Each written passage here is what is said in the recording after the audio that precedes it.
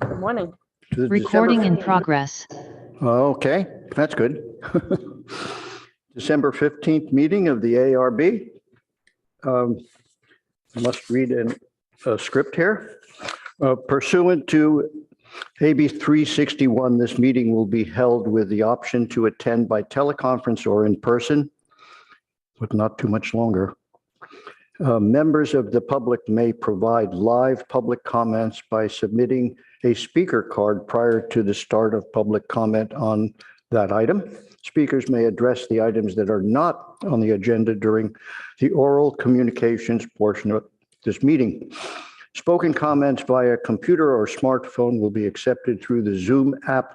To address the commission, go to room.us/join. Meeting ID is 965-6189-1491. When you wish to speak, click raise hand. To offer comments using a regular phone, call 1-669-900-6833 and enter meeting ID 6189-1491. When you wish to speak on an agenda item, hit 9 on your phone so we know that you wish to speak. So, Claire, is this official now? Jody will not be here today, by the way? Jody will be here in just a But few late. minutes, and But it she's sounds late. like Peter Uh-huh. will also be here in just a few minutes, or sorry, board member Balfe. Okay. Well, I would like to wait on Bolte to get here, but I guess we're going to have I to. think we can do should the still roll do call. We I have think a I think we can quorum, do the roll so- call and then we yeah. can announce when he arrives. Yeah, Okay. thank you. Could we do the roll call? Thank you. Veronica. Sure. Chair Hirsch, Yes. Vice Chair Balte, No, he's running late, I think. coming. Board Member Chen, Present. Board Member Thompson, Present. and Board Member Rosenberg is a planned absence. So we have a quorum. Thank you. You do? Do we need to do? Yeah, a 3 of call us to is a order? quorum. Okay. Do we need to do a call to order as well? Call to- That was the call to order. Okay. Mhm. Oh, right, we need to adopt the, Yeah, so, Mhm. so item 1 is adoption of a resolution authorizing use of teleconferencing for Architecture Review Board during COVID-19 state of emergency. All in favor? I guess, yeah, I move that we approve this adoption of this resolution. Oh, second. Yes. Okay, Board Member Chen, Yes. Chair Hirsch, Yes. Board Member Thompson, Yes. motion carries 3-0. So are there any agenda changes, additions, or deletions I think we need to do oral communications Oral next. Communications first. about the project? No, No, oral it's- communications for items not on the agenda. That's a member of the public may speak on any item not on the agenda. Oh, okay. I'm sorry. Do we have any speakers? No speakers in the chambers, and I don't see any raised hands on Zoom. Okay, very good. Agenda changes, deletions, additions. Yeah, we do not have any for today, no. Okay. No new projects came in, by the way? No new major projects came in yet. Mhm. I guess we can let the public know that Board Member Balte has arrived. Yes, thank you. Board Member Balte is present now. or Thank do we you. need Good to morning. call? Thank you. Okay, so city official reports. Meeting schedule, Claire?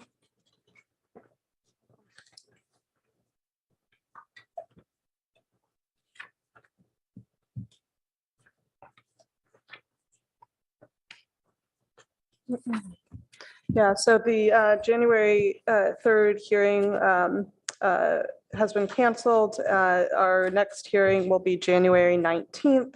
We have a couple items for that hearing. We'll be hearing a study session for the Fry's Development Agreement related to the cannery building. The discussion today is related to the townhomes, and we'll be coming back for a discussion on the remainder of the cannery building next week and the parking garage associated with that.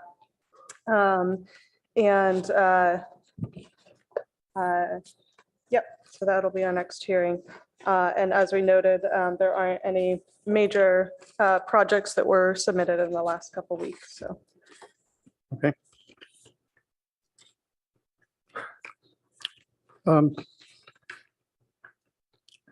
One item that at some point we have to discuss is our board's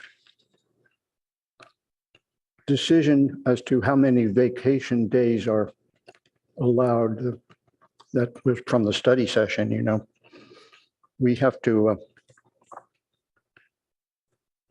choose a number of days that we would allow as legitimate days for vacation days out of the year. All boards are evidently doing that. So. Do you mean in terms of hearings to be canceled or No, we're No. talking about, bylaw? yeah, individual Absolutely. meetings that, yeah, individual members can be absent from. We did have the actual bylaws change that we did, and generically said that we would be in conformance with state law. But we should put together just some policies, more internal policy type things. So we can agendize that for January. Good. And I think you Thank just you. had the training Yeah, we did. a couple days ago. So you should have, some more background information from that meeting too. Okay, thanks very much. That's very good. So here we are. Let's see. That takes us to the first project of the day. So, hold on a second. Thank you for keeping up with the tabs, by the way, because they're very, very helpful, especially right now while I'm reaching in the book and whilst Claire was doing that before as well. So 3200 Park Boulevard, I have to read this whole thing. 200 Portage, 340 Portage. Does this include the whole of the project or just the housing part, Claire? The full project includes the entire site, including Yeah. the remaining cannery building. But what we wanted to do is have a study session that helps to focus and give feedback on specific portions of the project. So the focus today is on Yeah. the townhome project. So I was asking if this actual Townhome write-up was included everything, or should I just read the whole thing? You can read the whole title. We just want to make it clear to the Okay. public that this Okay, is part of fine. a bigger project. Yes, that's all correct. We're just going to be discussing the housing portion of that today. So, okay. Staff presentation? Yes, hold on one second. I'm just bringing it up. Oh, sorry, you do need to read the title, though. Apologies. Okay. 320 Park Development Agreement Town Homes, 3200 Park Boulevard, 200 Portage, 340 Portage, 22 PLN-00287 and 22 PLN-00288. Study session to consider a request for development agreement, comp plan amendment, plan community zone and tentative map to allow redevelopment of well, that's the whole project then, 14.65 acre site, 404 Portage Avenue, 3040 to 3250 Park Boulevard, 3201 to 3225 Ash Street, and 278 Lambert. This study session will focus on feedback regarding the design of the townhome portion of the development plans. The full scope of work includes a partial demolition of an existing commercial building, that has been deemed eligible for the California Register, as well as an existing building with a commercial recreation use at 3040 Park, and construction of 74 new townhome condominiums, a one-level parking garage, and dedicated and approximately 3.25 acres of land for future affordable housing and parkland uses. The existing building at 3201, 3225 Ash Street would remain in office use, and an automotive use at 3250 Park Boulevard would convert to R&D use. Environmental assessment, draft EIR for the 200-page town home development project was circulated on September 16, 2022, in accordance with the California Environmental Quality Act, SECRA. The EIR comment period ended on November 15, 2022. The proposed development agreement is evaluated as alternative 3 in the draft EIR, zoning district RM30, multifamily residential, and GM, general manufacturing. For more information,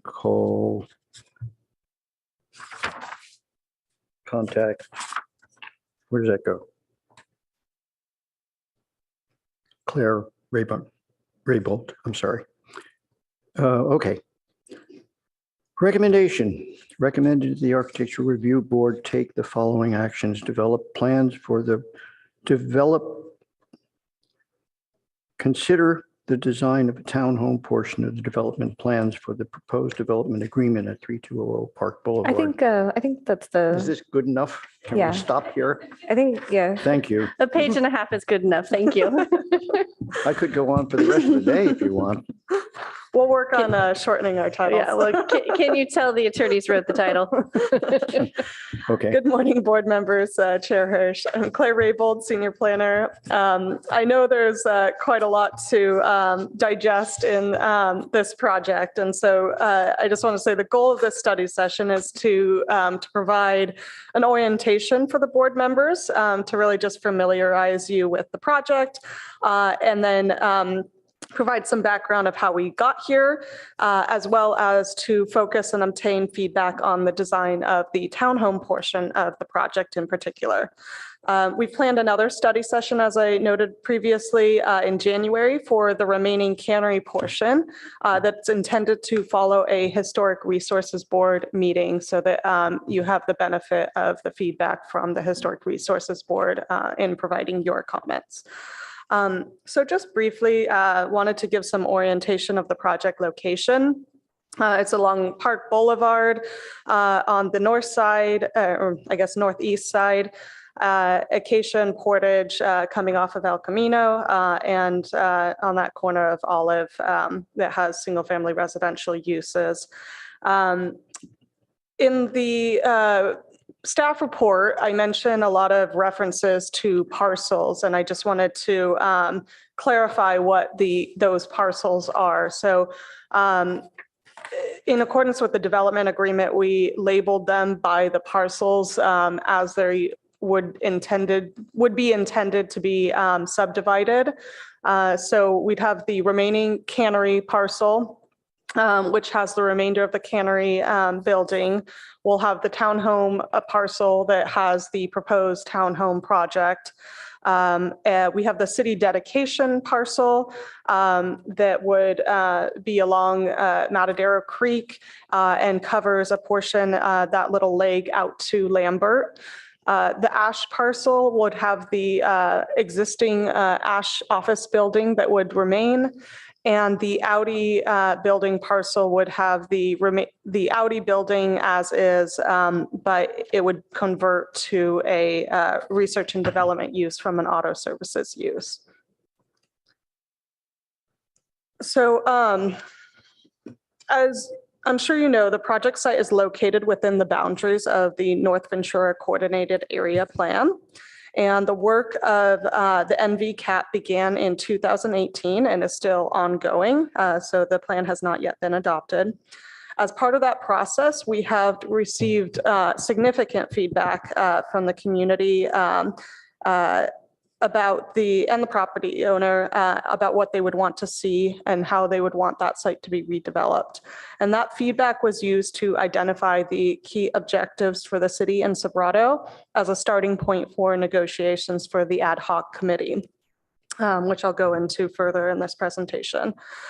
Throughout 2021, there were numerous overlapping discussions going on around the site.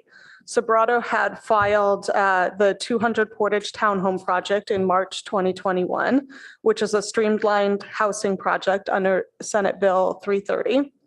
And around that same time, Sobrato requested clarification from the city regarding interpretation of the code language that allows for retention of non-conforming uses on this property, specifically the research and development uses in that existing Fry's Cannery building. Staff brought forth this code interpretation to council, and council held hearings in June and October. In October 2021, the council stayed interpretation of the code and formed an ad hoc committee to explore shared redevelopment interest of the site. The ad hoc committee concluded in summer of this year, and council held a study session to present the work of the ad hoc committee and begin the public process for the development agreement and associated entitlements.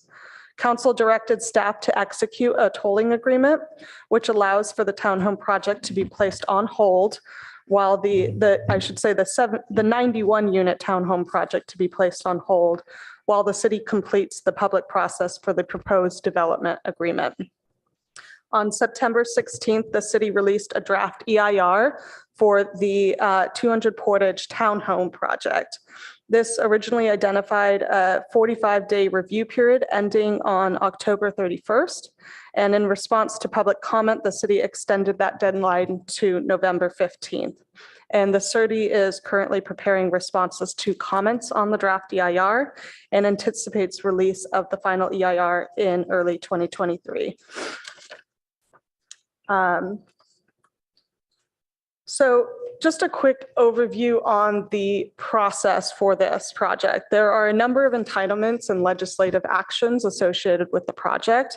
We have the development agreement, a comprehensive planned amendment to change the underlying land use designations of these parcels to align with what's proposed. Planned community rezoning for the majority of the parcels. An architectural review is part of that planned community process. Tentative map and final map to merge and subdivide portions of the site to create ultimately five parcels, one of which would be dedicated to the city, and historic resources board review. And all of the discretionary actions are being processed concurrently in accordance with the PC rezoning process, as well as the HRB review process, which is the HRB review process is kind of separate but concurrent with all of these entitlements. And we have some upcoming hearings. The HRB will be going to on January 12th. Another study session with the Architecture Review Board on the 19th. And then we'll have formal Historic Resources Board, Architecture Review Board, Planning Commission, and council hearings are anticipated in the February to April timeframe. So I wanted to summarize some information about the environmental impact report. So as I noted, the environmental impact report, the proposed project in that was the 200 Portage Avenue Townhome project, which includes 91 townhome units. And it requires demolition of a portion of the California Register eligible building and assumes retention of everything else on the site as is. There would be no park space proposed as part of that project. And as part of that EIR process, we evaluated alternatives as required in accordance with CEQA. In addition to the no project alternative, the city evaluated 2 build alternatives. And alternative 3, the development agreement alternative, is the project that's before you today. And as far as the findings of that report, it did find that under the proposed project, as well as the both build alternatives, there would be a significant and unavoidable impact on a historic resource identified for the proposed, identified for all of those. And there were also impacts on biological resources, hazardous materials, noise, and traffic and transportation that would be that could be reduced to a less than significant impact through mitigation measures. So I wanted to give some overview of the development agreement objective identified by the city and by Sobrato for the development agreement. As I stated previously, these key objectives came from input from the community during the NVCAP process and from the identified objectives in the NVCAP. So I won't read through all of these, but we can return to them if you'd like to. So I wanted to just summarize kind of the key negotiated terms of the development agreement. So some of the key goals were, key identified terms were demolition of a portion of the cannery building to develop 74 ownership townhouses, allowing the remainder of the cannery building to remain research and development space with no increase on that site of research and development use in terms of square footage. The city would allow the Ash building to remain office space. There would be a conveyance of a 3.25 acre parcel of land to the city for open space, as well as an affordable housing project, and a $5 million contribution to the city for open space or affordable housing. Can I interrupt you for just a second? I thought that actually I'd heard that the deal was 3.25. Did you say 2.25 or 3.25? It's 3.25. Okay, thank you. Yeah, it's 3.25 total. Mhm. Roughly 1 acre is anticipated to be used for the purposes of an affordable housing project. Okay. Approximately 2.25 would be for the purposes of parkland. Okay. So those are kind of the key items.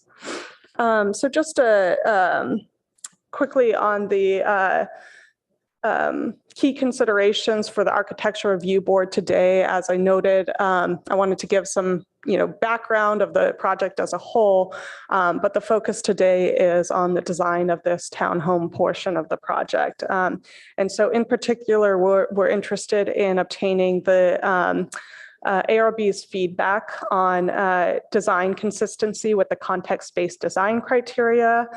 There were some areas that staff identified in particular as that could be more compliant with those context-based design criteria in terms of materials, colors, the design of the facades on all sides, and especially the elevation along Park. And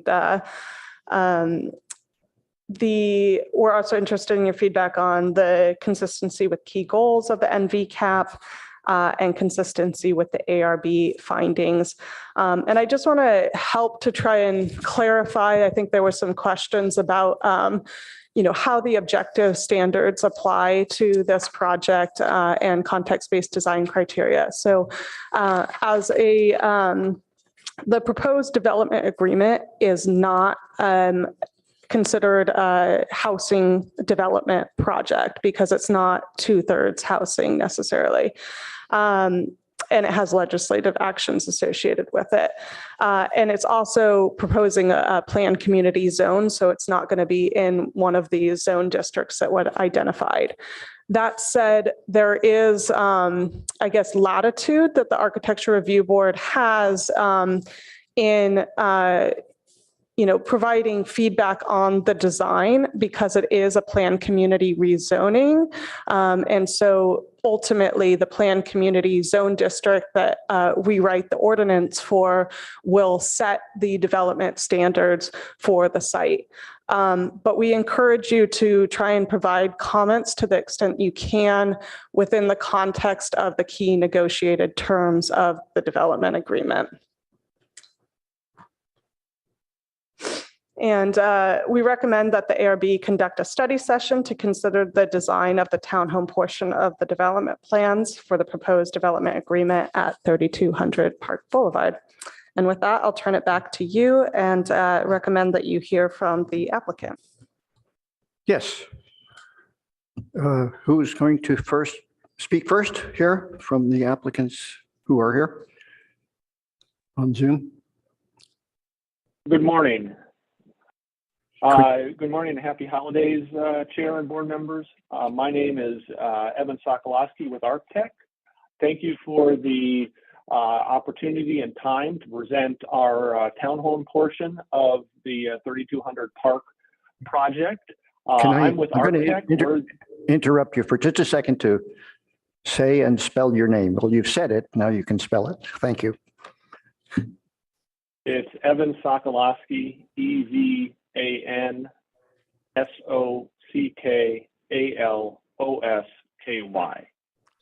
Thank you. I'm sorry for the interruption. No problem. And That's all right. you Glad to do it. from your time. But actually you have 10, you have as a group 10 minutes here for a presentation. So let's try to keep close to that. Thank you. Well, since Claire did such a good job of introducing the project, my portion can go relatively quickly. I'm with Architect. We're the architect for the cannery portion of the project, which we will come back to you and present in January. Before we present, I'd like to introduce the other members of our team who are here to answer questions. We have Tim Steele and Robert Persini with Vibrato, David Burton with KTGY, who will be doing the heavy lifting today, presenting the townhome portion of the project. Morgan Burke with the Gazzardo Partnership, the landscape architect on the project, and Nectarios Mathu with Kieran Wright, civil engineers. With that, just a quick introduction. Claire already highlighted this. It's 5 parcels in the overall development, where we're actually doing work and developing 2 of the parcels, parcel 1, which we will discuss today, and parcel 3, the cannery building. As discussed, parcel 2 is the park land being dedicated to the city for a park and affordable housing. And then parcel 4 and 5 are the existing Ash and Audi buildings, which will be maintained and or converted into R&D office space. We can go to the next slide. This is just an enlargement of the proposed 2 parcels that we are developing in this project. On the left is the cannery building, which includes 380 Portage and 340 Portage, which will be getting redeveloped into office R&D and a small portion of retail included on the northeast corner of the 340 building. There's also a single level parking structure being developed for the parking needs of the office R&D to offset the loss of parking with the park dedication.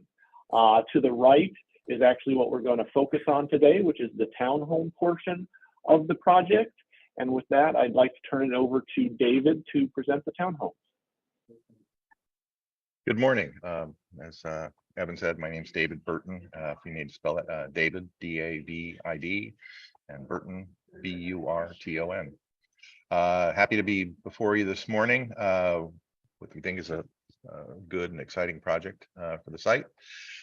Wanted to first just kind of go over, the layout of the site itself and how we thought about the buildings within the context that we sit. The building layout and design is intended to create maximum engagement with the street and create an active and attractive streetscape.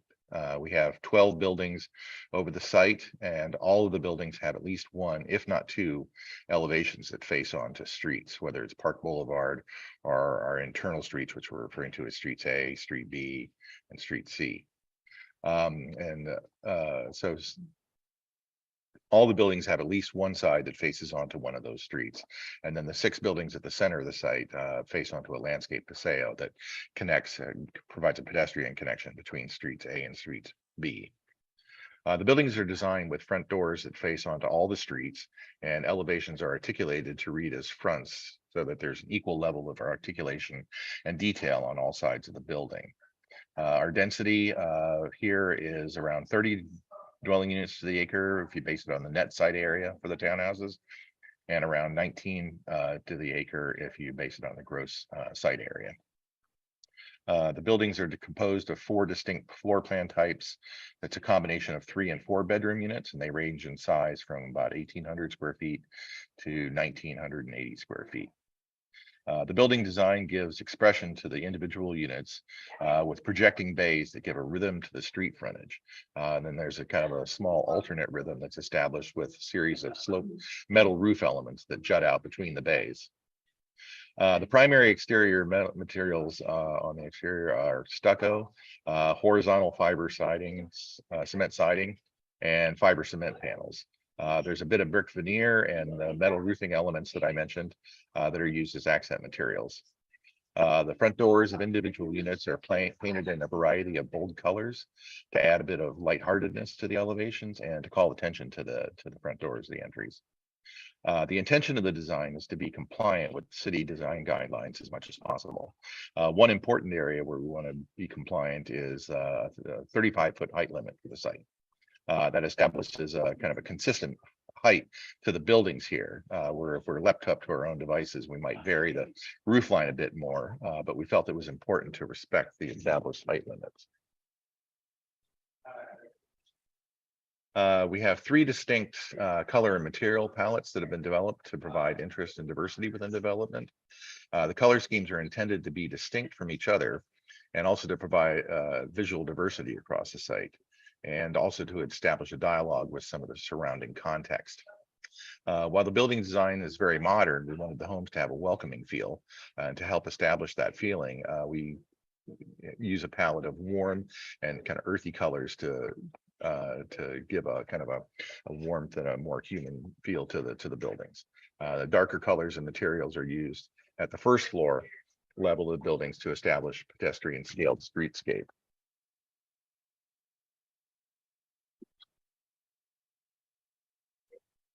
Our first color scheme takes its cues from a previously entitled project at the opposite end of the site.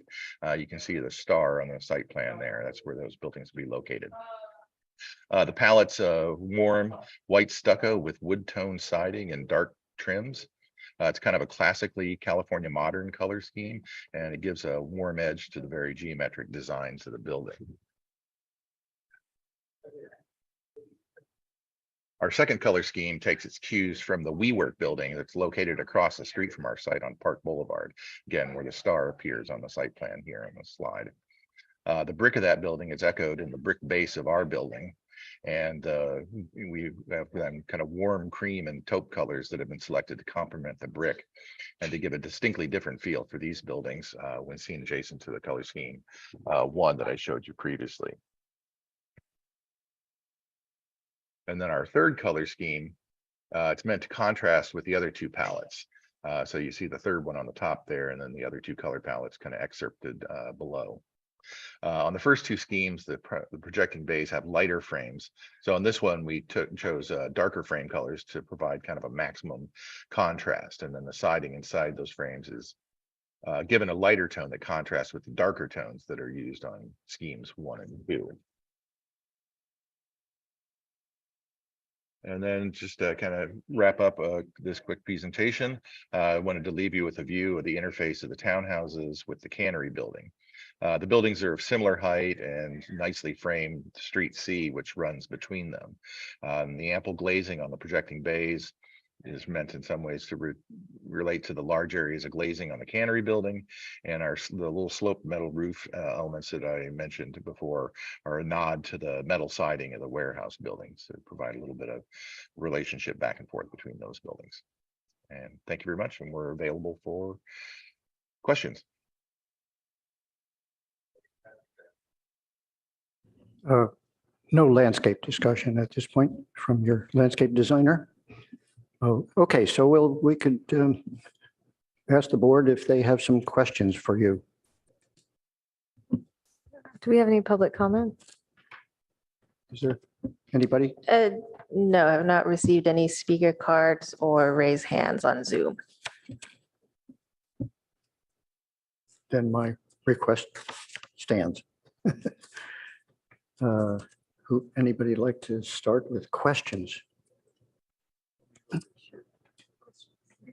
Who?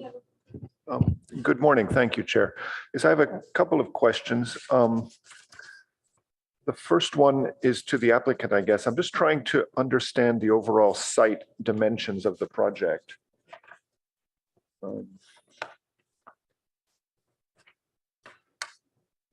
David, you want to pull the first slide up? This is Tim Steele with Sobrato. Everything in yellow, outlined in yellow, is an approximate 14.65 acre site. If I could interrupt you, excuse me, when I'm referring to for the townhomes, I'm trying to understand the spaces between the townhomes. And so if I refer to elevation AR 2.0.1,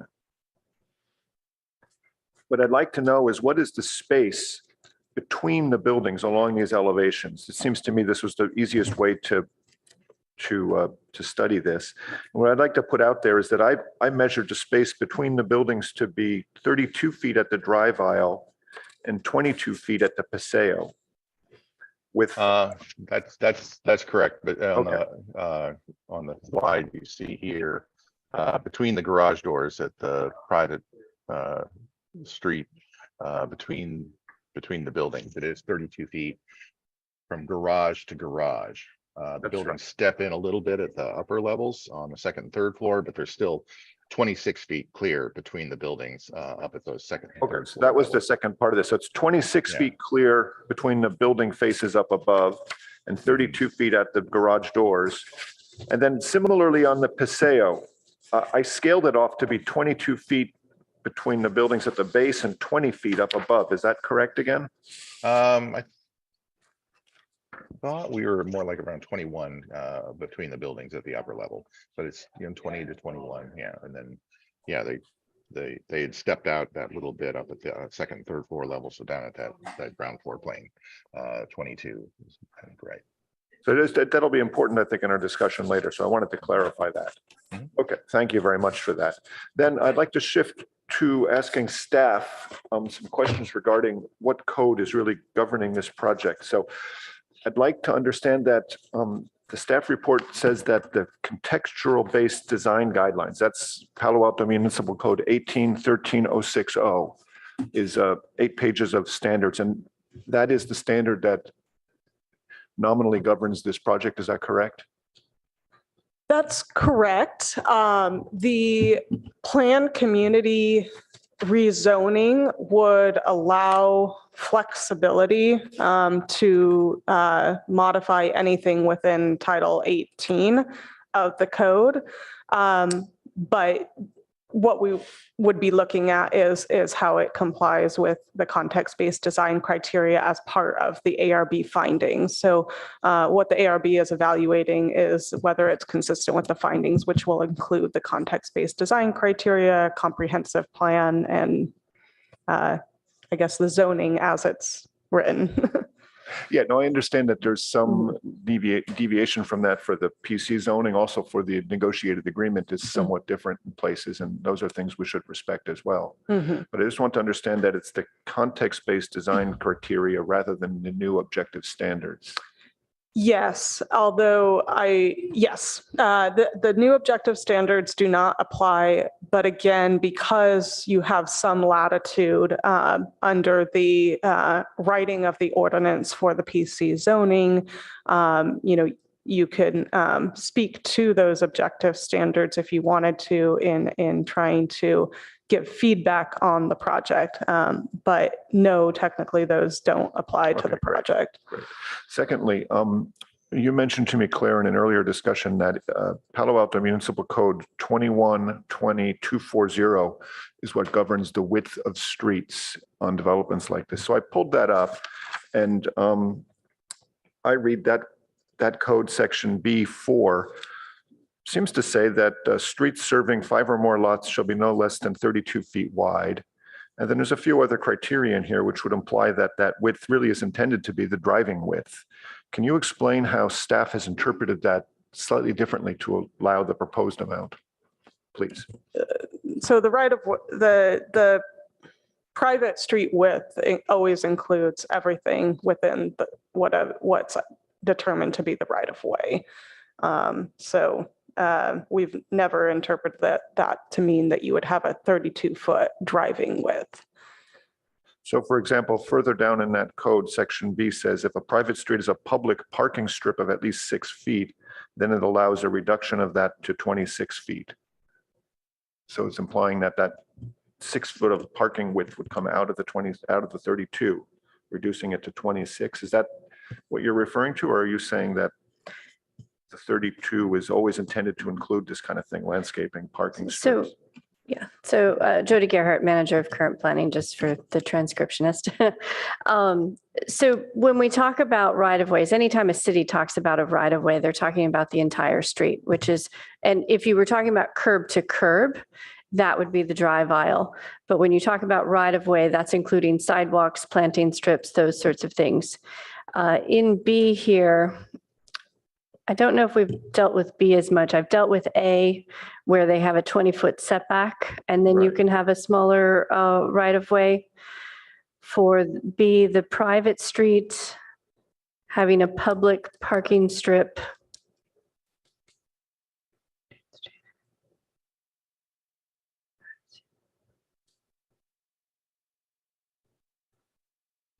Yeah, we'd have to go back and look at that one to verify exactly what's being said there. Okay, thank you. I don't want to put you on the spot about it. I'm just trying to understand what codes actually apply to this project. And I understand this one is particular, it's here, but it seems to me important we have this code. Yeah, I mean, we've always interpreted it to mean that you have to have a 32-foot right-of-way, which means that you can't have buildings within that right-of-way. But that, we've allowed, just as you would allow a bulb out on a public street, like along University, we've allowed like landscaping bulb outs. But that's why the applicant would be requesting a map with exceptions for a 26-foot total street width, because the upper built portions of the building encroach onto that street. And so you can't have a 32-foot width, but they are proposing a 32-foot width at the ground level. So, and just to clarify that a public parking strip is not for parking, it's actually for landscaping. Okay, but what I did hear is that this project is not proposing to comply with section 21 regarding widths, because the building cantilevers into that space. And so the clear public width is, the right of way is really 26 feet or 27 feet, something like that. Right. So we wrote into the staff report that they would be requesting a map, tentative map with exceptions, which would be subject to the Planning Commission and the council's purview to determine whether they would approve that exception. Then if I could direct a question to Manager Gerhart, you had mentioned to me, Jody, that the source of this section in the code, the width of streets, came from some sort of public referendum. Can you offer any background information on how that came to be? Do you have any knowledge of that? Or Claire, but you seem to Yeah, I have think been around Claire's a little got bit some longer. better, more recent background. I can't recall off the top of my head the exact date, but my recollection is there was a townhome development several years ago. And following that, I think there was concern about, in particular, I think parking. I think the design originally didn't include any guest parking or anything, and had narrow streets. And so there's no space for people to, guests or anybody to park on the site. And so the intent of these drive aisles, in my recollection, was to be able to have streets wide enough that could provide parking, but ultimately the language that was proposed did not specifically specify that parking had to be provided. Now on this project, you can't put parking in front of the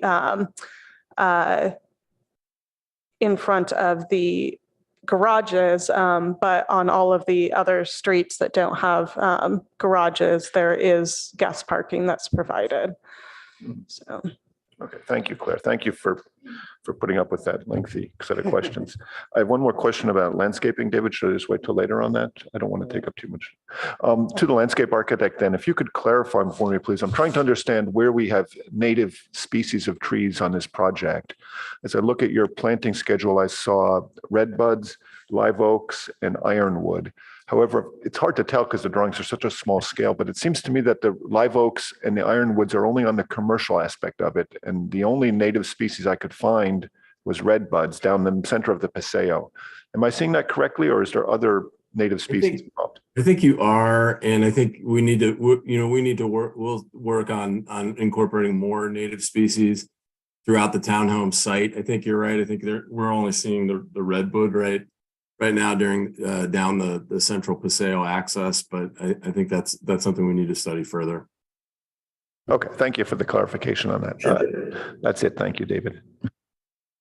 I'm going to take us on a bit of a side trip here first, and then we'll come back to more specifically site questions and responses. But could we put up the plan? Okay. Wait, are you still asking questions? No, actually, no, I'm not. No, that's not a question. I do have some questions. One of them is, how do you propose to collect garbage in the schemes that you proposed here?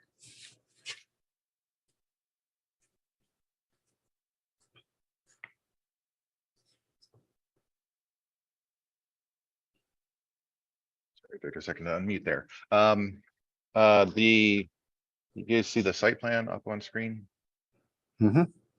Yes. So for the 8 buildings in the lower part of the site, there is individual trash pickup where the residents have their bins inside their garages, and then on trash day they'll put them out on the apron behind their garage door, and the trash truck will pull down the alleys and pick up trash, recycling, composting.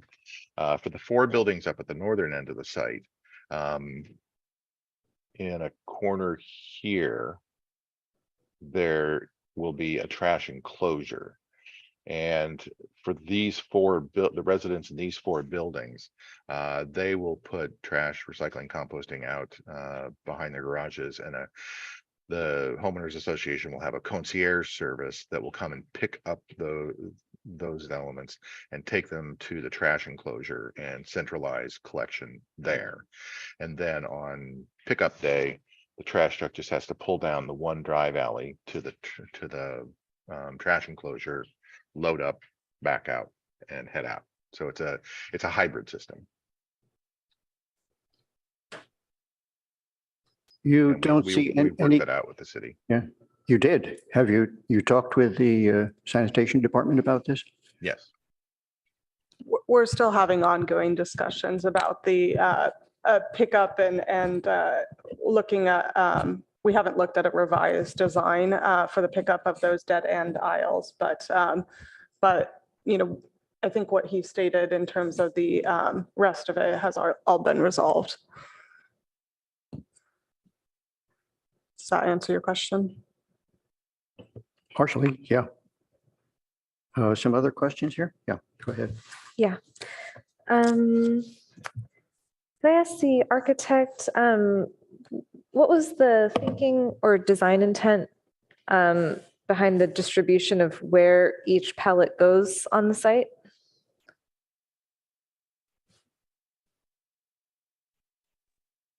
It's mostly just since we had the 3 color schemes, try and distribute them so that you get along each street frontage, you would get each of the color schemes. So really try and provide visual variety, depending on whether it didn't matter which street or down the Paseo that you're always going to be seeing all 3 color schemes.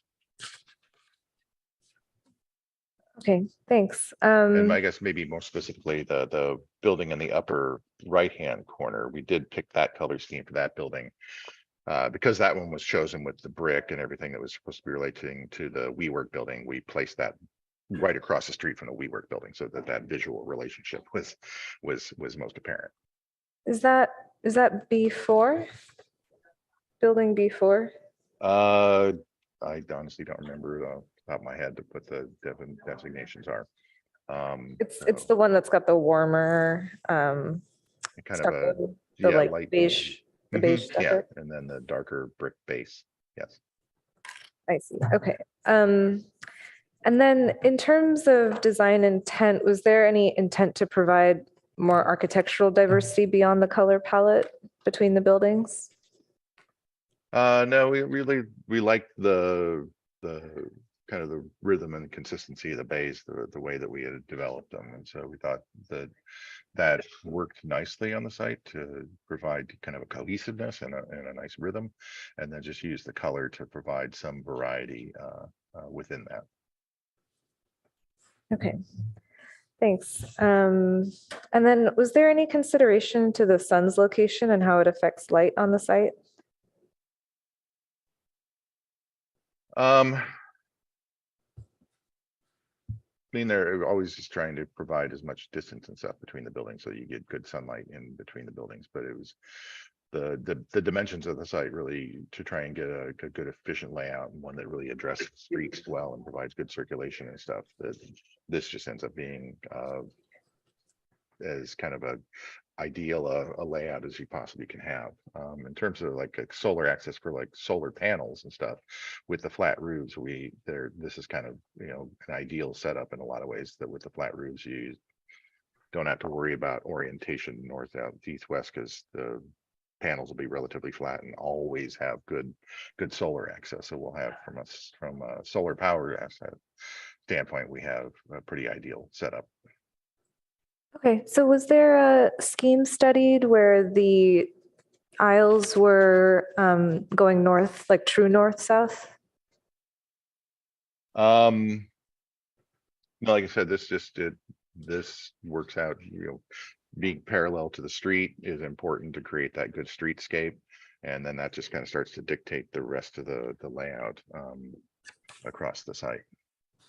Okay, all right, thank you. Those are my questions. Yeah. Okay, I have some questions for the applicant. Could you please clarify the short-term bike storage along the street? Short term, did you say? Or long- The bike storage, the bike racks along the street, is there anything?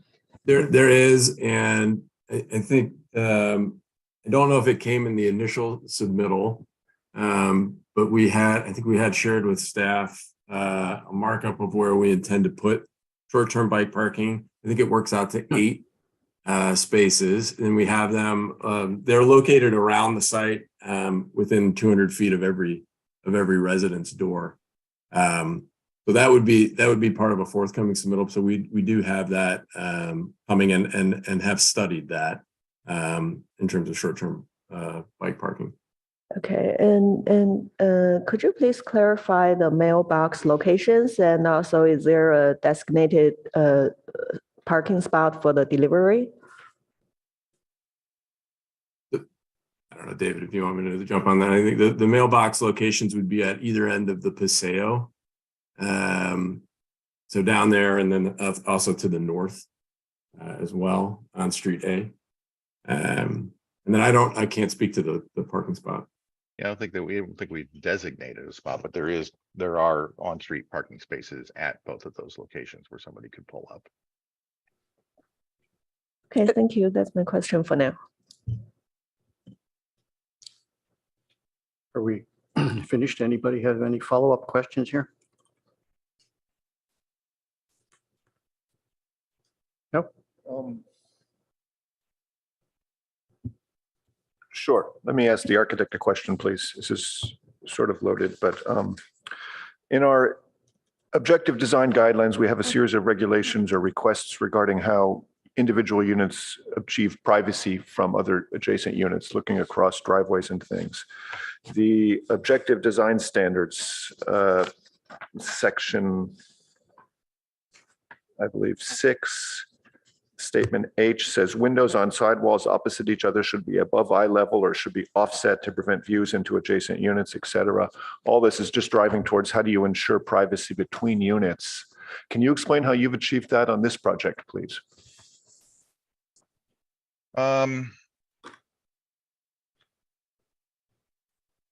Yeah, I just, it's mostly just the visual separation and combined with the landscaping to provide some of the privacy. I don't think we did a specific study that to make sure that we had like a high window across from another window and things like that. With the way that the buildings flip, I think the major windows would be offset a bit, but I don't have specific dimensions for you on that. Okay, thank you very much.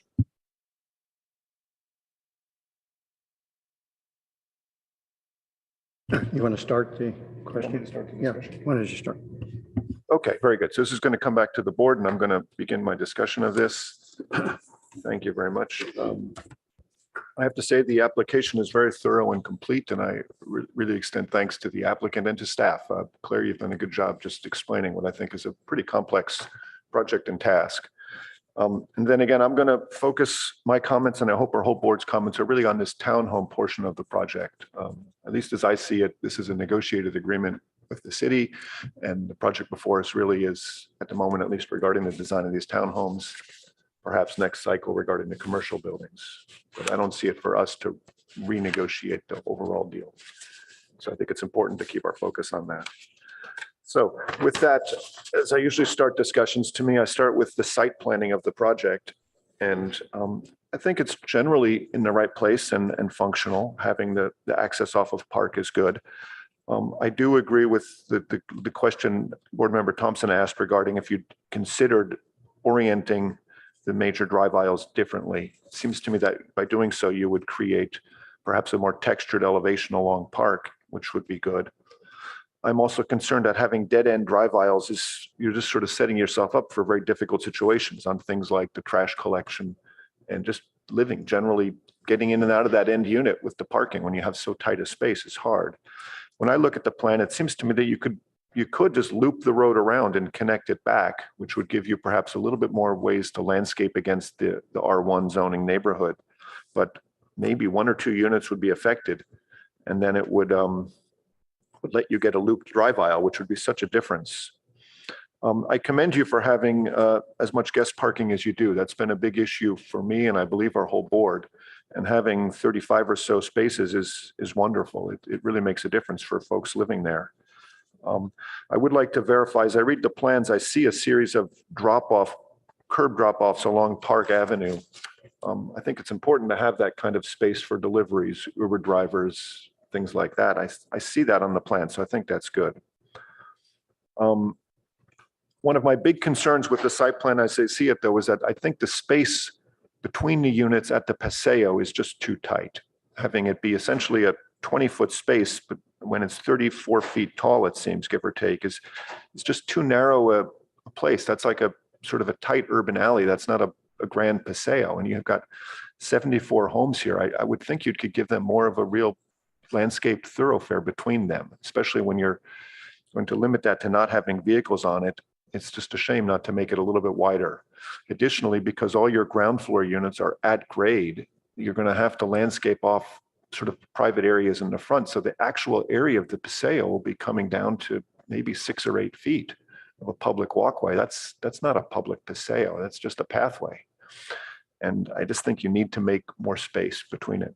I suggest you really should have an aspect ratio of about 1:1. So if it's 34 feet high, there should be 34 feet of width between the buildings.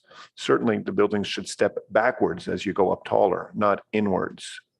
You're just doing a number of design moves that just make that Paseo not really the public space that we're trying to see it be.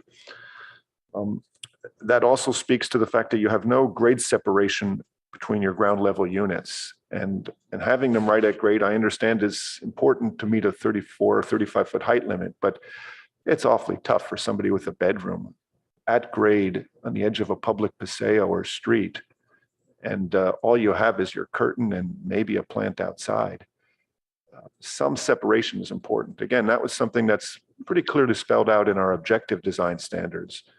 And I believe that that level of privacy and separation is required within the contextual standards as well. And it's unfortunate not to see that here. So I think you need to do something to get really good separation between the units. So then I will mention, just because it's in our objective standards very clearly, 1813060B5, requiring 3 different building types on lots of this size. And I would interpret that to be 3 types of housing, perhaps duplexes on one end, apartment buildings on another. We're told, and I believe correctly, that the agreement with Sobrato allowed for 74 townhome units. A townhome is a single type.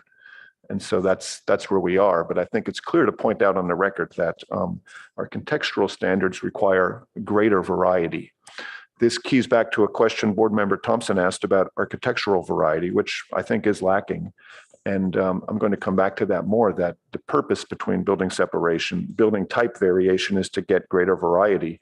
And that's something I think is lacking here. So even if we can't have individual types of housing variety, I think we'll need architectural variety. So I'm just putting that on the record that I believe that's in the code.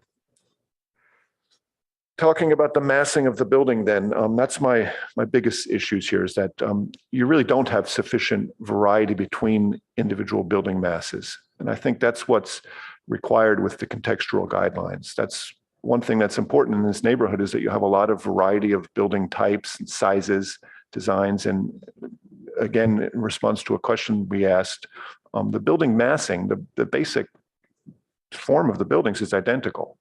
And just changing the color palette 3 times really is not sufficient. You need to have much greater variety of building type in height, in and out projections, location of entry doors, all these things that make it more of a residential scaled textural neighborhood. I just feel that that's missing here. When I take your perspective drawings, I can make a very clean line at the roof line, right down the line for some 300 feet or something. That's distinctly out of character in this neighborhood and almost every neighborhood in Palo Alto. And to me, it's just not residential feeling. So you need more articulation, both vertical and horizontal. I suggest a greater use of roof eaves, window bays, porches, entries to break up the massing and provide visual interest would be really helpful.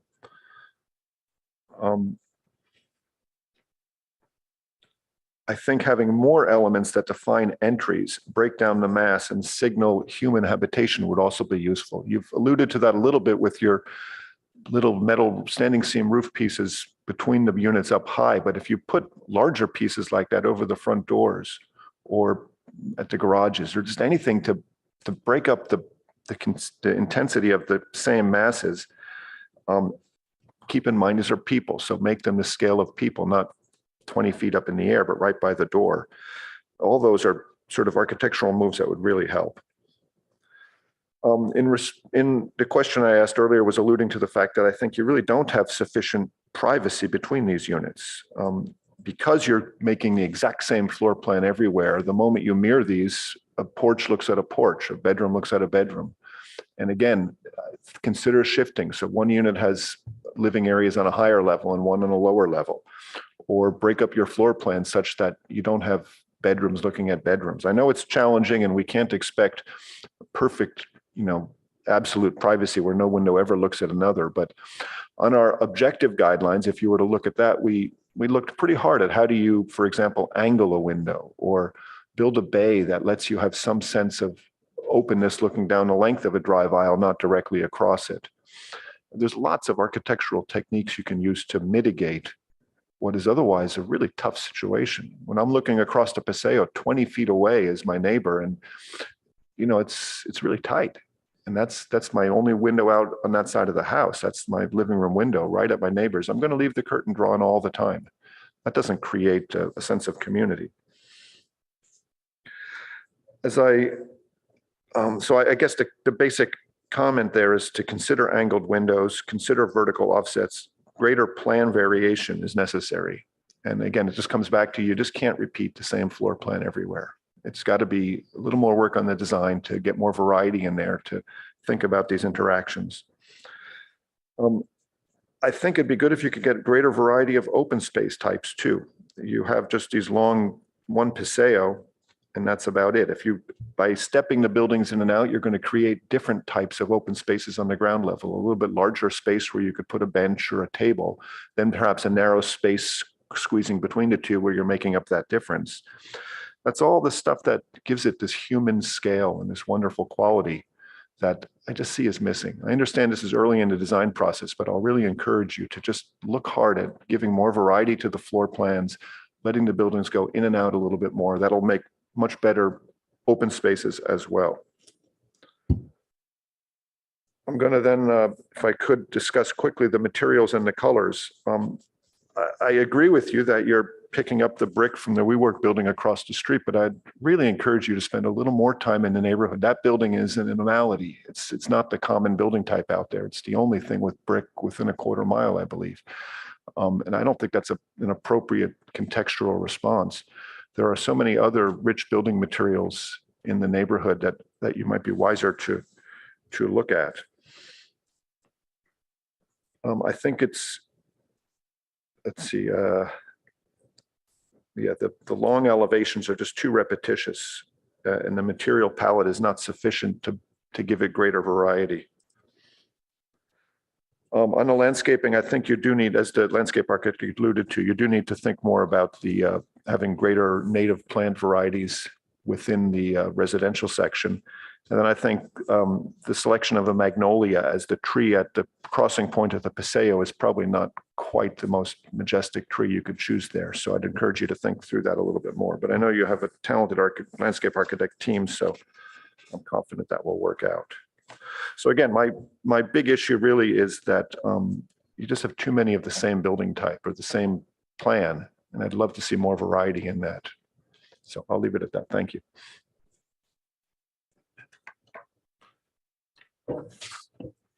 At this point, I know that the other board members will probably add to what Board Member Velte has stated. He's pretty much summed up an awful lot in one presentation here.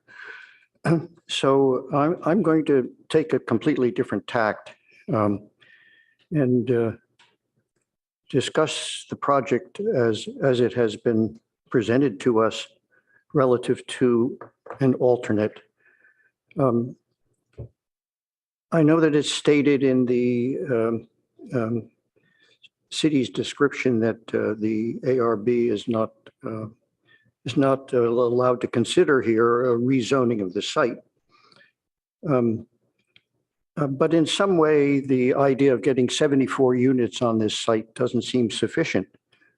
And maybe with this suggested alternate consideration, you might be able to do a bit better. Now, it would require so many changes that I'm not optimistic about my presentation here, but simply to clarify some of the concerns that have just been mentioned and to create some thinking regarding some of the issues, there is a good alternative. So Clerk, could we put up the drawing? Could you switch it to, so it's vertical? Is that possible or not? Sorry, I'm not able to switch it right Can't do now. it? All right, well, I'm sure you're, But Park is right here. Yeah. And Olive is right here. okay. So, you know, we have been studying, our subcommittee has been studying townhomes. When we heard this one was coming through, of course, it had really, by the time we had a chance to find out about it, most of the paperwork had been done. So what we can only do here is comment that on a suggestion that could be useful in some way, some parts of it definitely. So I'll just describe. So if you did this, and by the way, I just want to say, we noticed there's the work in Foster City, right, by your folks, and in Dublin, I believe as well. Is that one? Yeah. We know about your history and there are some very good projects out there. The Foster City is very colorful and and the Dublin project is really well done. I don't know about other projects. I'd love to actually find out how many more that you've done as well.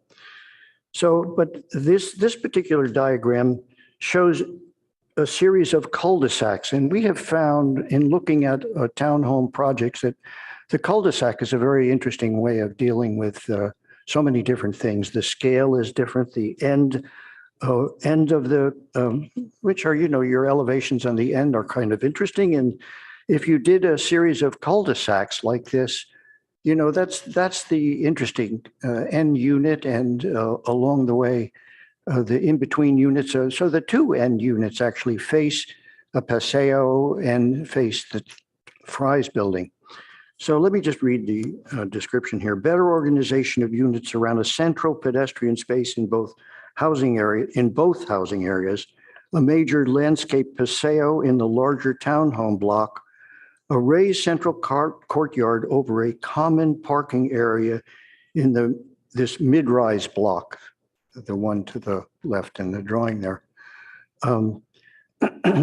So to show you the colors that are purplish are, of course, the townhomes.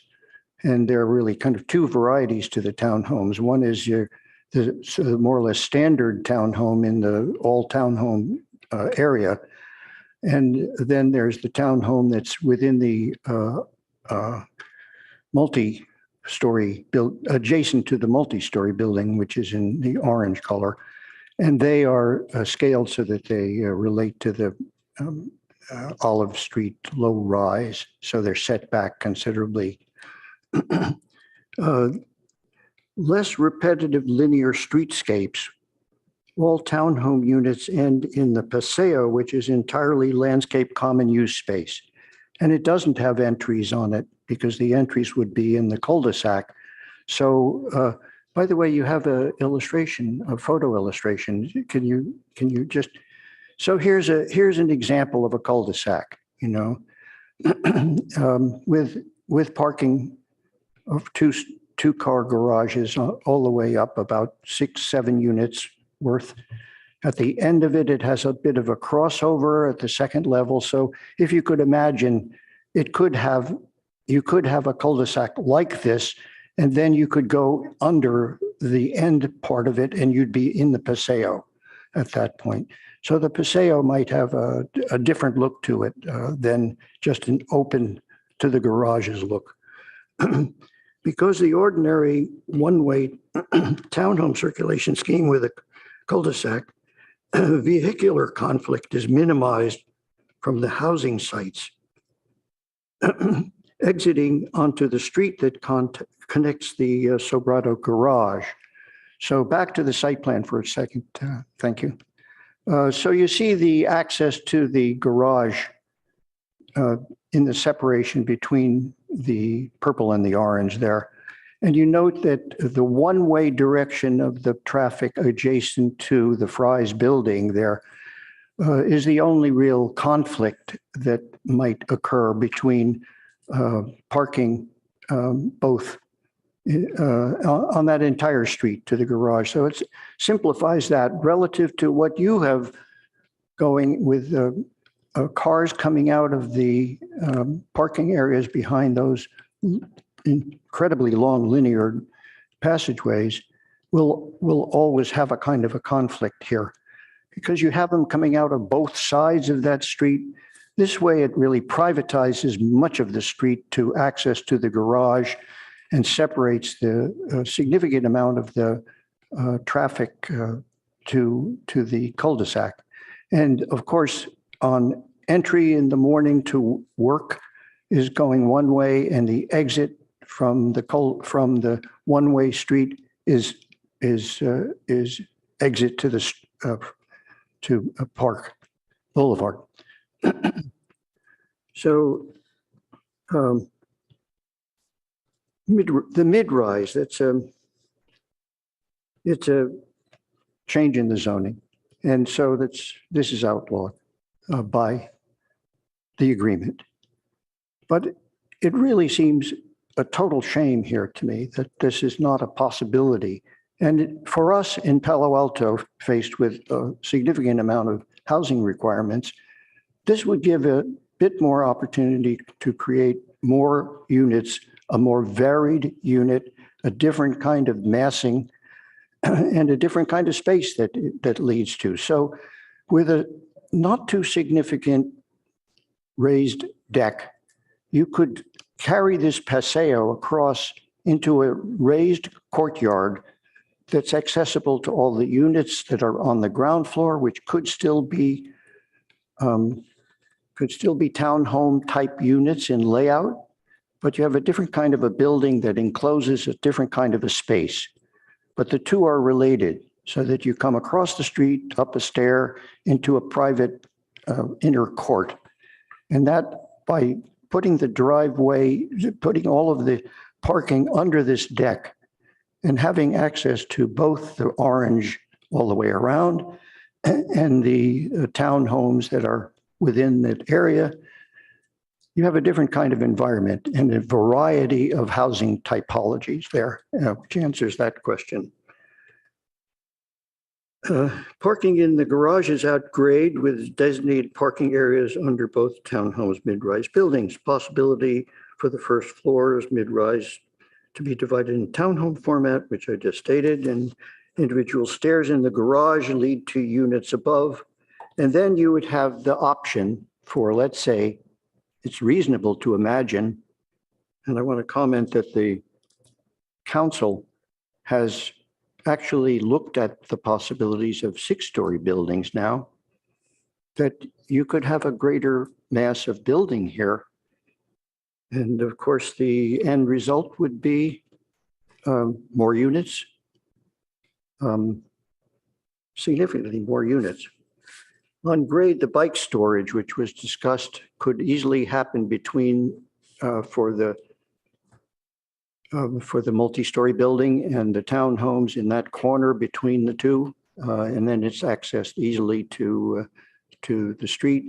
So it has an area that could be used by the whole of this townhome, whole of the multi-story building.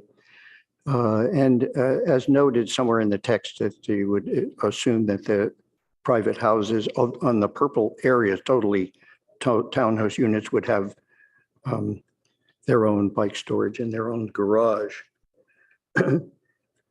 Depending upon the height of the mid-rise and the kind of a layout you would provide, you could probably have more than 100 units on the site. This is a kind of a rough calculation, but it doesn't include the thought for smaller units.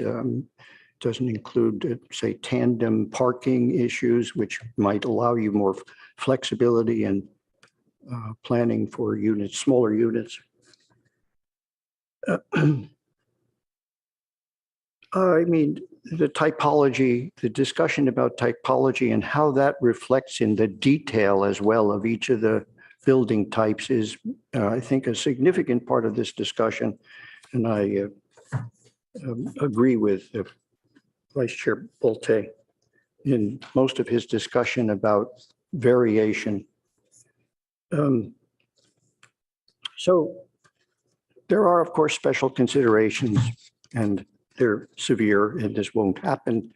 And it seems unfortunate to me, but I thought it was worth mentioning.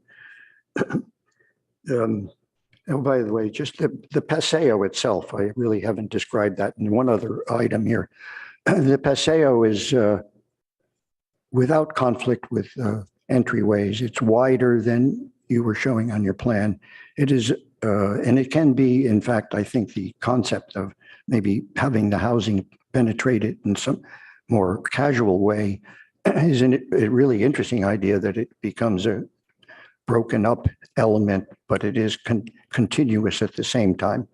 And it continues, of course, across the street and into the courtyard of the mid-rise. So unfortunately, the density would likely exceed the R30. Rezoning would be required. At a recent council meeting, which I noted, the council was in favor of higher densities. So with a very generous offer of Sobrato, I think this method of thinking about site planning and creating what I would call a place rather than just a sequence of housing with no place at all, except perhaps adjacent parks, which will be quite useful, ought to think about place, because the Paseo and the inner courtyard, those two areas would allow a tremendous freedom in function. You can have all kinds of activities. There's the way it is presently laid out, there is no space for that. So finally, the bicycle path, which is a sort of a perimeter issue, but a very significant for this neighborhood. That's a very, very major bicycle street. And I'll admit that now there are a few more breaks in that street.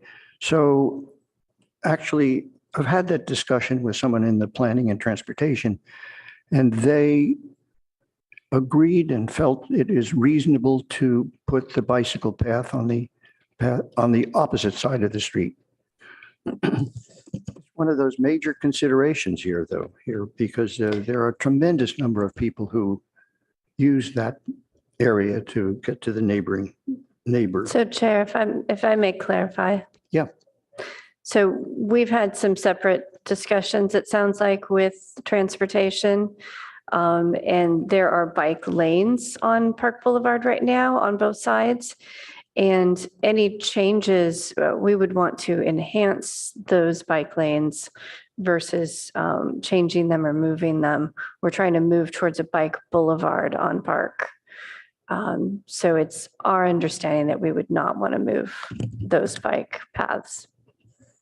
Well, But if you really we can think, go back and talk to transportation again and you see. know, when you have a project that's going to get this massive number of cars coming to a parking facility, that's a new issue here and will affect that bike lane, as Yeah. well as the other issue, which is that the access to Page Mill and Oregon Expressway is interrupting the bike lane and moving it out into the traffic lane.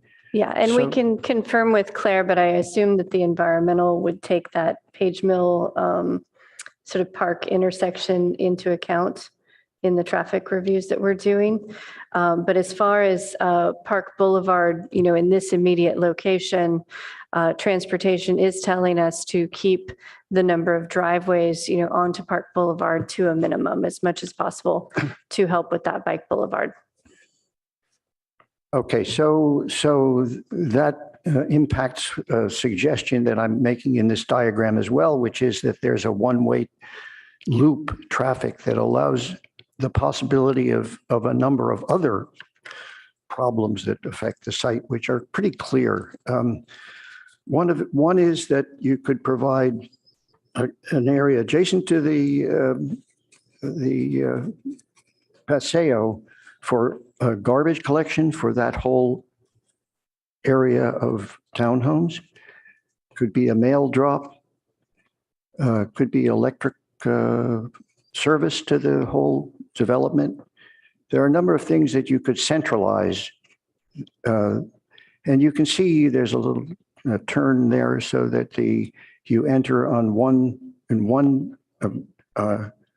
break in the sidewalk, and then you exit on the other, and the garbage truck would have no problem in getting to this area. You have the possibility of dimension back there. So, you know, I just want to sum up. I think that maybe the ARB and the PTC ought to get together on some of these issues because there's co-interest in them. I want to sum up and just say that,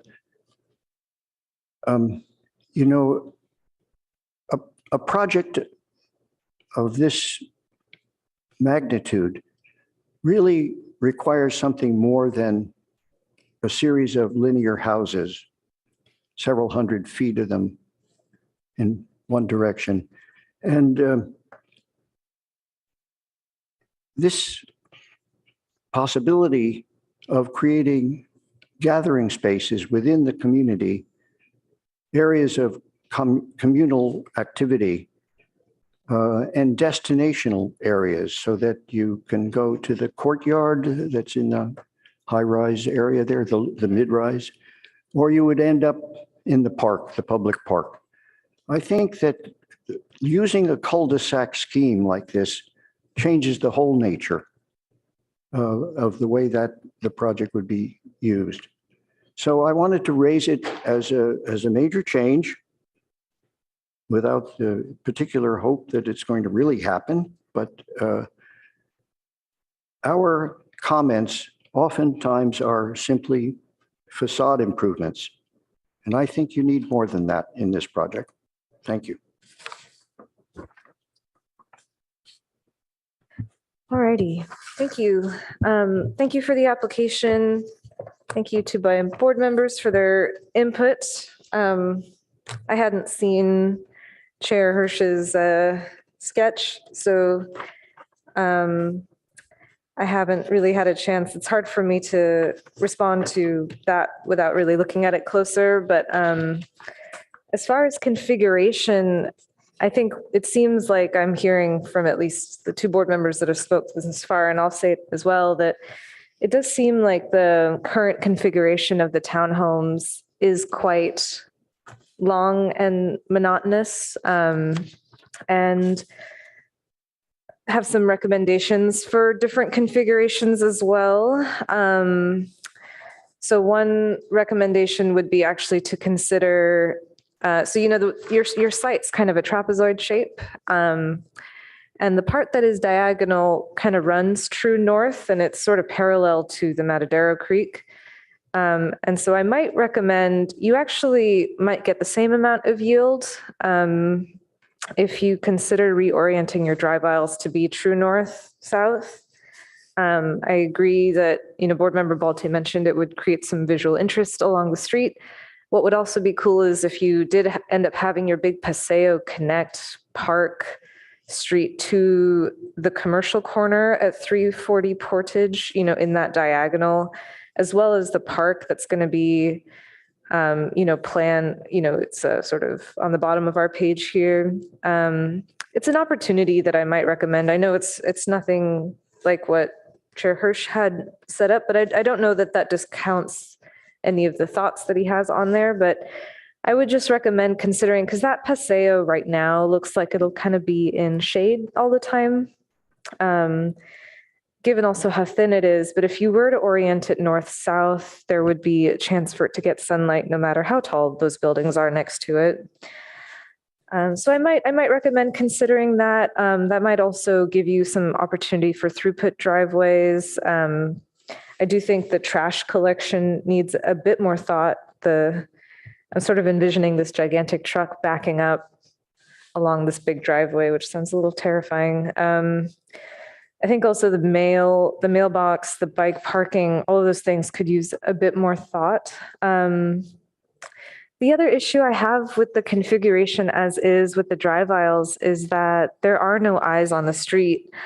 And actually the precedent that Chair Hirsch pulled up has that same problem as well. So I have issue with that project as well, because what you're creating is a bigger street. So people will want to gravitate towards the bigger street, but this bigger street has no eyes on it.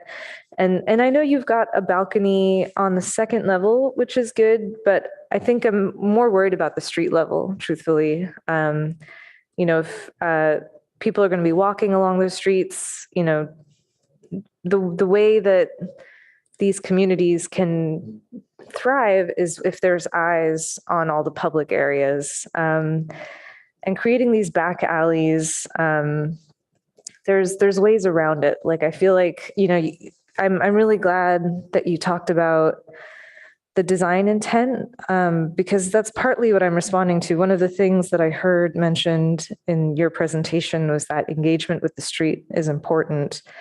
And so that's mainly where this comment comes from, is that and we agree, engagement with the street is important, but I do think having a configuration where it's just, a garage door facing a street, then that's going to sort of minimize engagement.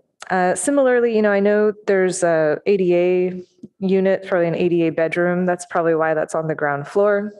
I had the same thought that Board Member Balte had, is why is there a bedroom in the place that's going to be the most public part of your building? It's because there's an ADA requirement for having an accessible bedroom.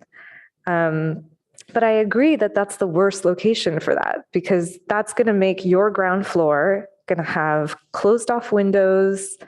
There's going to be no engagement on the ground floor. And so I might recommend, other ways of creating engagement. Like maybe you have more of a porch or a stoop, something outdoors that you can kind of create an outdoor living room, or something that kind of offsets what your building has to do.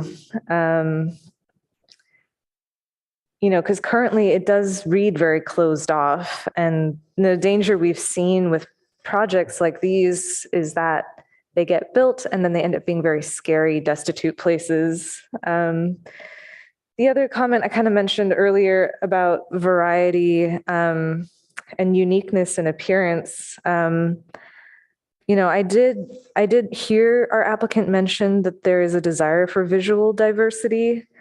I don't think the current design is achieving that, because they're all exactly the same building. And I don't think the different color palettes really help in creating that visual diversity. I think there's, Board Member Balte talked about roof eaves, angled windows, plan variation. I'll throw in balconies. And then I'll also throw in a thought of how you consider solid and void, where the windows are in relation to the walls. Especially, you've got some facades that are really south facing that could use shading, that could use, parapets that extend a bit, that have a bit more of a solid void. Maybe your windows can be more inset, so there's more of a punched opening. But I really think there needs to be some consideration for how the sun is hitting the site and how that affects your facades.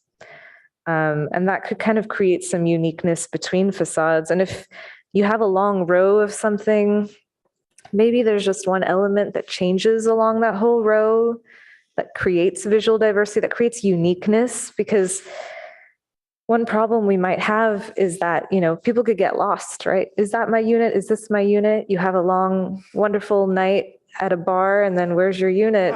There's so many stories like that.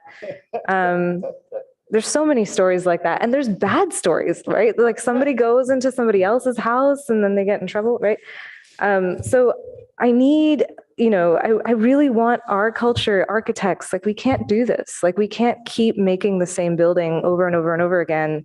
It's not good for the future. It's going to make everything scary. So I really want to push these designers, you're using a building type that can allow for diversity, without that much cost added. So I think that's really important. And the more diversity I think you can add without making things chaotic, the more I would recommend. The palette has promise. The problem is that, we've kind of identified stucco as pretty low quality material. One of our findings is to have high quality materials. Also this color board, they look exactly the same. And so I think next time we see this, we're going to need to see the color on the material, because I do think it makes a difference to see how that texture affects the color, because you've got two textures on here. But, we appreciate the wood color, appreciate the wood-like texture. The warmth is welcome. I actually think it could be even a warmer palette if possible. And I know that's one of the design intents as well. I heard the applicant say warm and earthy. So I do think, I think in some there's a lot to be done in terms of reconsidering the orientation, reconsidering facade depth. Facade needs character. And I think, there's a lot of promise here, but as it is, I think it's a It's a hard sell, honestly. But I do think it's a good starting point. So yes, those are all my comments. Thanks. Thank you for your application. I think my colleagues almost covered everything, and it's really hard for me to add. I will not repeat their comments. There are a few things I want to cover up. First, I want to start with the site plan. I noticed there are some good mature tree that are removed. For example, on sheet L 6.2. Tree 43 to tree 51, they're all redwood trees that are in fairly good conditions. So I would suggest to keep those trees as they are. And maybe that's the opportunity to have another area of the open space. So other than the paseo, I do like the concept for the paseo, but I think maybe that's the opportunity to have a different type of open space for this area. And Excuse me, board member. We have a packet page, what's the number? L 6.2. Could you clarify what numbers of trees you're talking about?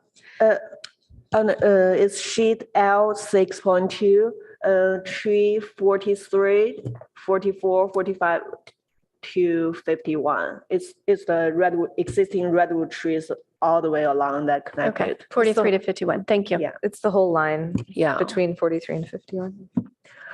And also on sheet L 6.3, there is another tree 104, which is currently proposed as a parking spot. Maybe that tree could also be saved. So I would suggest to reconfigure the parking spot at that small area. And also I agree with what my colleague said, the paseo concept is good. However, the proposed one, it seems is too narrow. And also considering the orientation, most of the time it will be in the shadow. So I would suggest you to widen this paseo. And another thing about the building massing and the form, I think I agree with what the others said. It's too consistent. We need to have some variations. And also considering it just next to the cannery building, which is a historic building. So I would like to see some relationship with that historic building. Maybe it could be like the roof line or the materials, somehow it just related to the significant building just next to the townhouse site. So, and at the same time, maybe that's the opportunity you can have some variations on the building form so that it will have more interesting elevations. And also some details I want to point out, like, wait a minute. On sheet AR 2.1.2, the floor plan, the building plans fourplex. This building is just next to the single family zone. So I saw on the second floor, now on the third floor, since the building is over to the daylight plan, so you just cut off that corner. I think you need to put more thought on the design for that corner instead of just cut that corner like that. And also for the existing elevations, I saw you have the shed roof, the metal roof between those framed boxes. I felt it's kind of foreign to what you're proposed to your overall design. It seems like it's an element that doesn't belong to the building.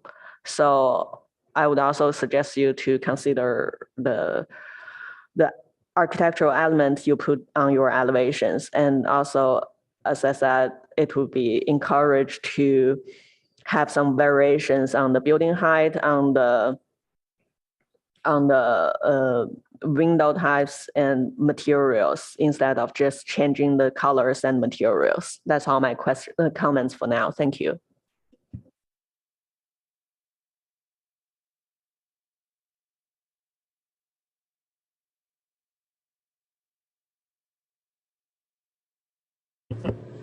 Oh, okay.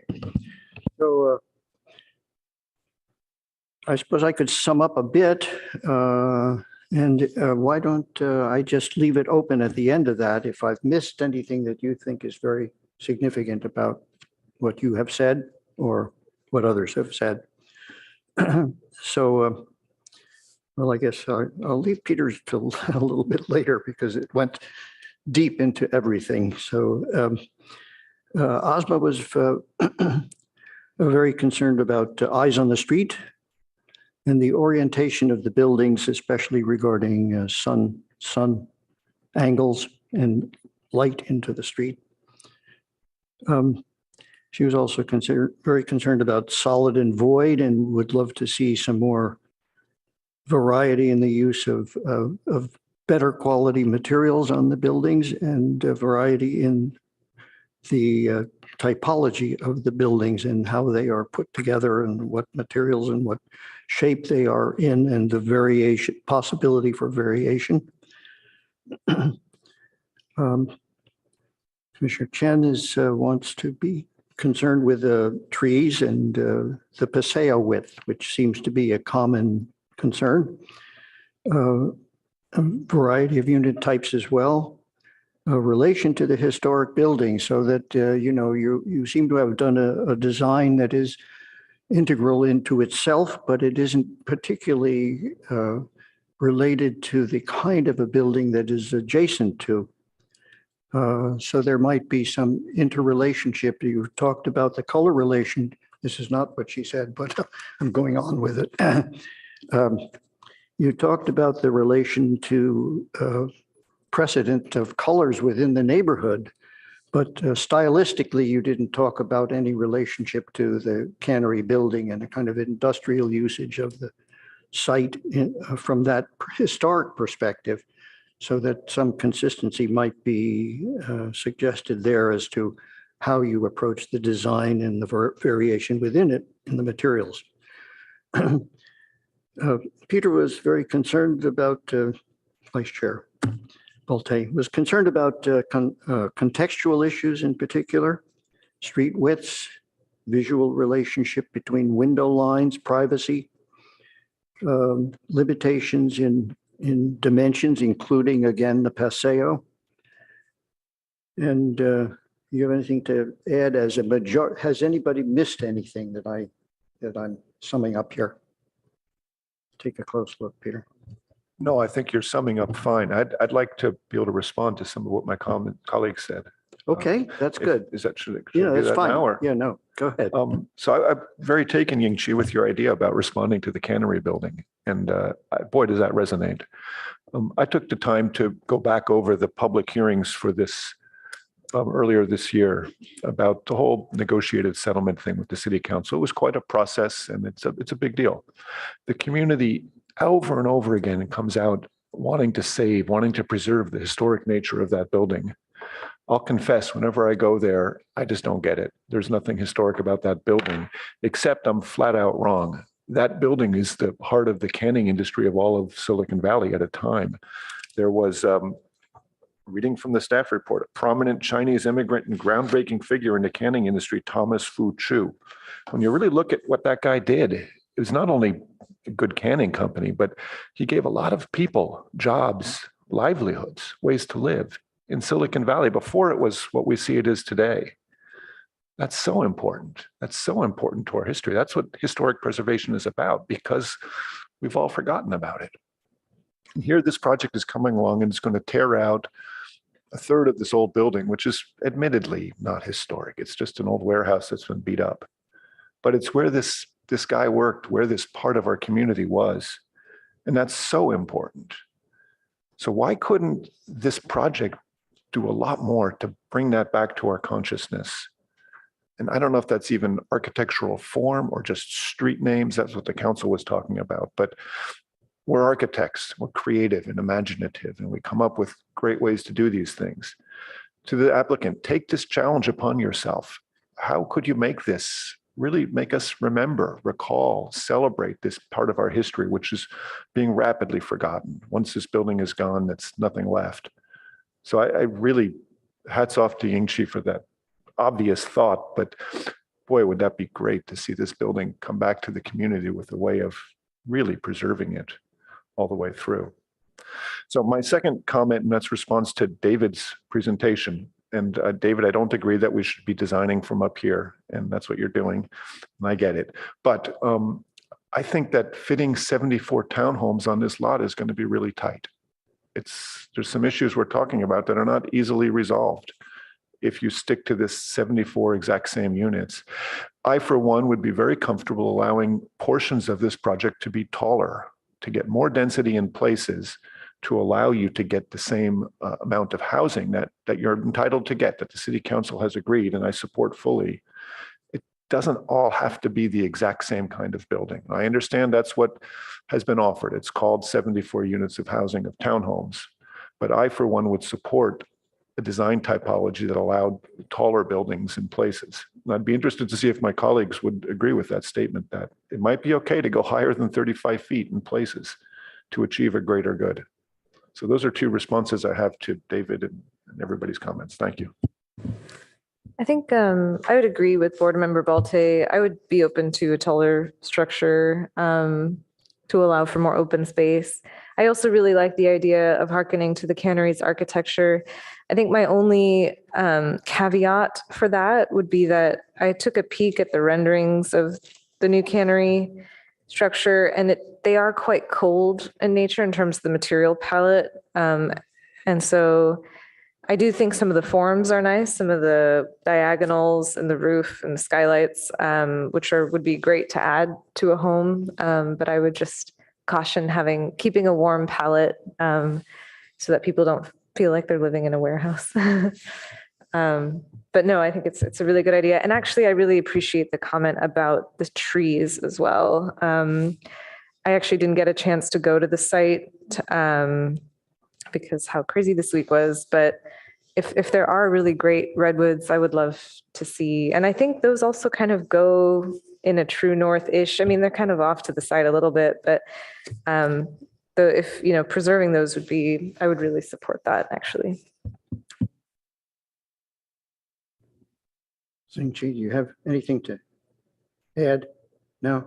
Yeah, I think I just have one minor things to add about the trees. So, and also the circulation. So if you want to keep the trees, and I think it's not necessary to have all the street to be just rigid and linear. It could be curved, more organic, just follow what the natural, the surroundings there.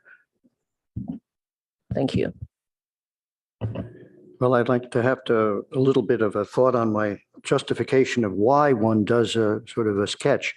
It really a lot of this came from the study that we're working on right now, the townhomes, in which I'm kind of enamored of the idea of cul-de-sacs. I think they're a really interesting prototype for housing, where you kind of concentrate all of your parking face-to-face, but you end it in a different way. And the more interesting relationship, of course, isn't the parking, which is really just functional, but it's the face-to-face relationship of the other side where the entries to the units are. But in this particular site, my guess is that it is a very, very tight site and that it isn't really going to be possible to do something on the diagonal or the sun angle.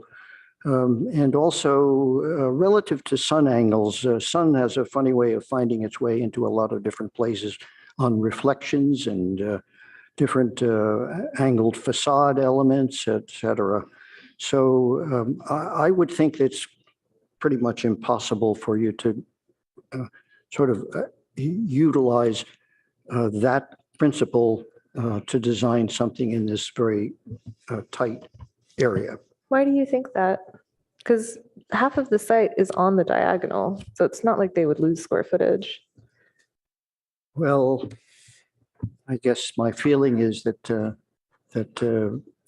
you know,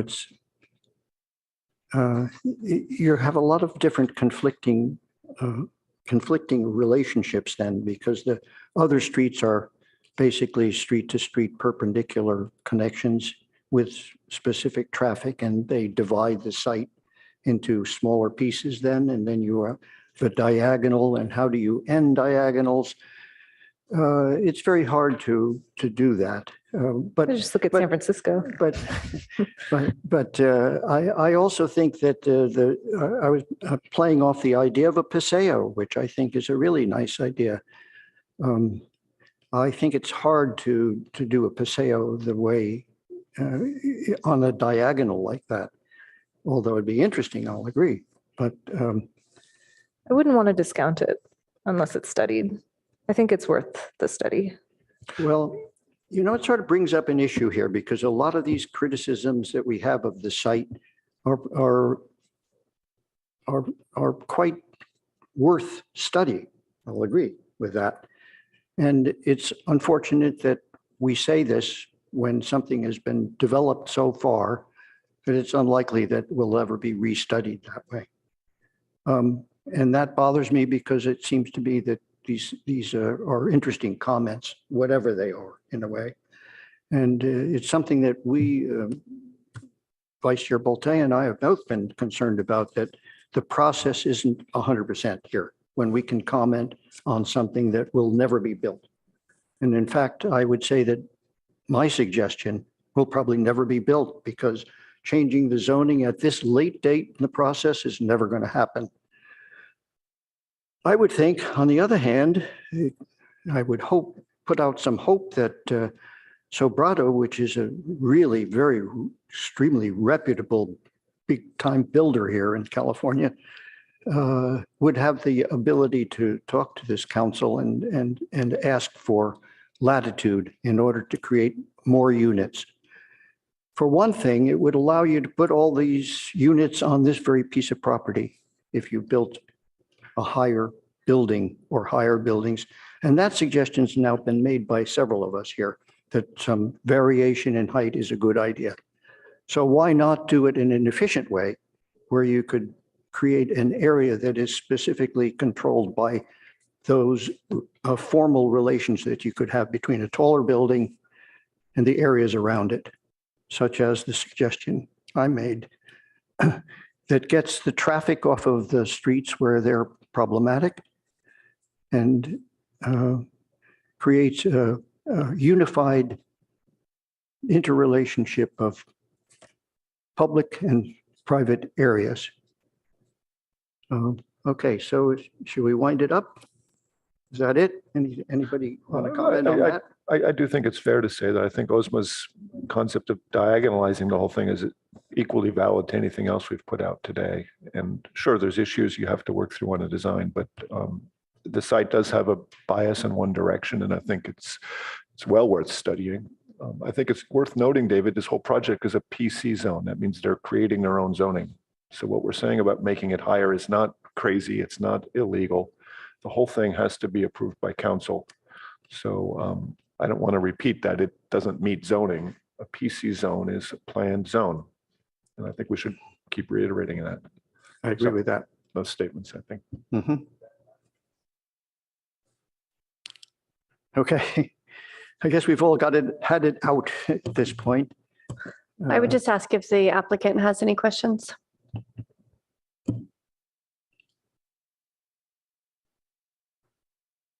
That's an official request from the board as well.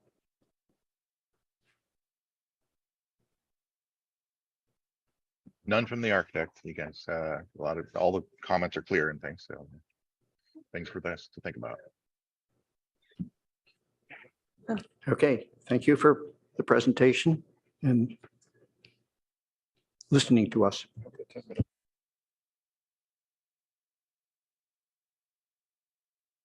We'll take a 10-minute break now.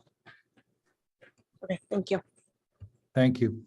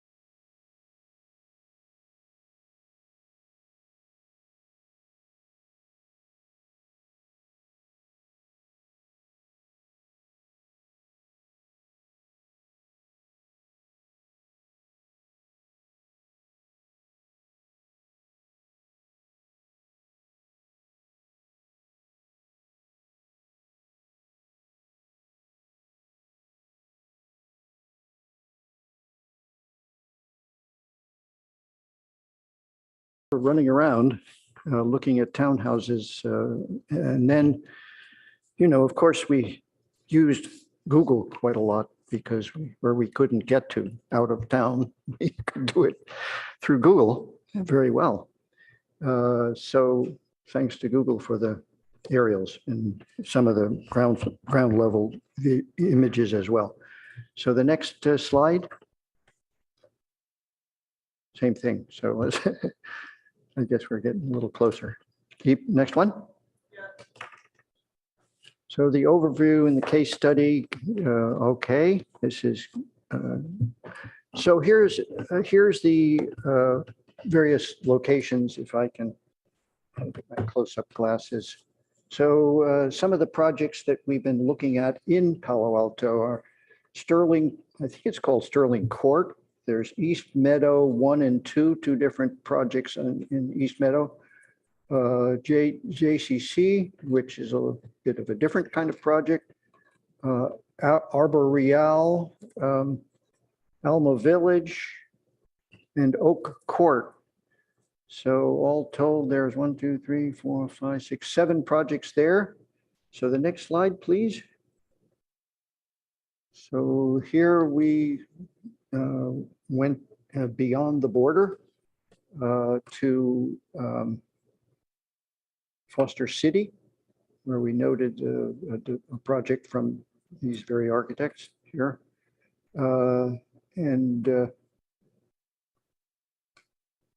In Menlo, on Encinal, a wonderful project that we'll show you.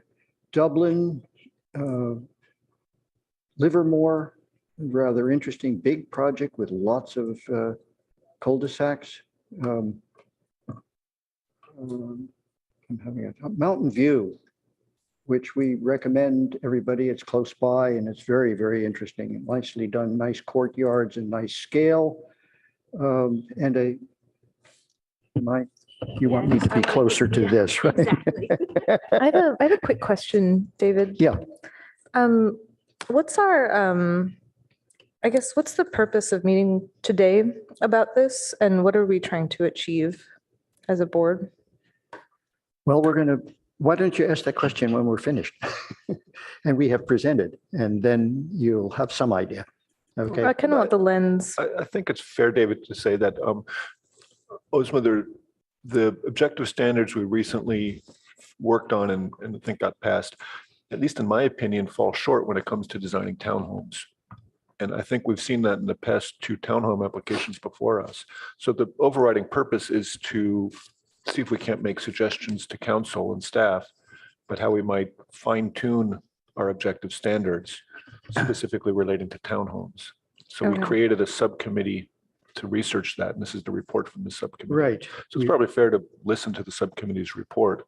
Is that drive towards? That's helpful. Yeah.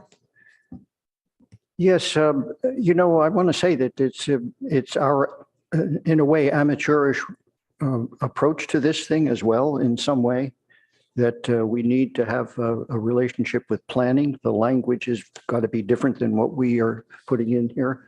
And I look forward to whatever time I can get from our experts here to really hone in on it as a language document as soon as we've finished our work on it. So, okay, so Foster City or Menlo or Dublin or Livermore or the Mountain View projects, which I just said there are several projects all in the same area, which everybody should go take a look at. Okay, so moving on to the next slide. So neighborhood context, what you want to pick up on that one? Okay, so we separate it into 8 different topics that we want to cover, and the first one would be neighborhood context. Go to next, please. Next one, please. So under the neighborhood context, we want to separate it into 3 different points. The first one is a site that is close to a district or building. And then the second one is maybe deal with the low density residential transition. Next, please. So the first one is a project that is in Petaluma. It is a townhouse project, and it is in the historic district. As you can see, the railroad is in front of the site, and also the building style. You can recognize there are some warehouse elements there. Next, please. It feels like a railroad somehow.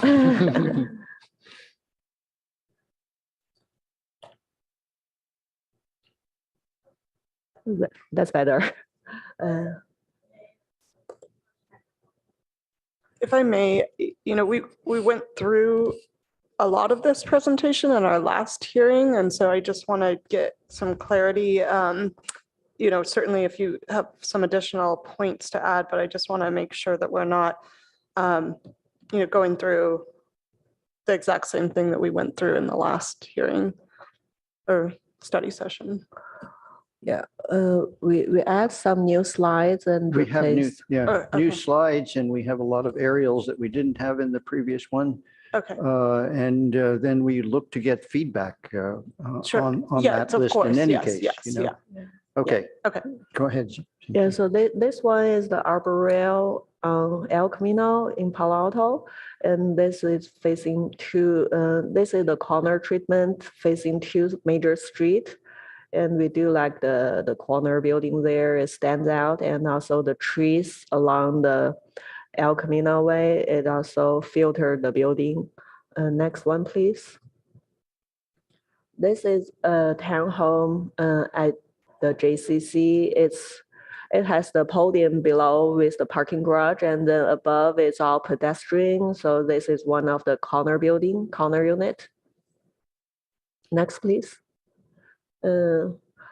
This is in Mountain View. It's Lansby. Actually, we found out it's an apartment building, but we felt this image is a good illustration to show how to do a better transition from a higher density zone to a lower residential zone. You can see the stepped roofing.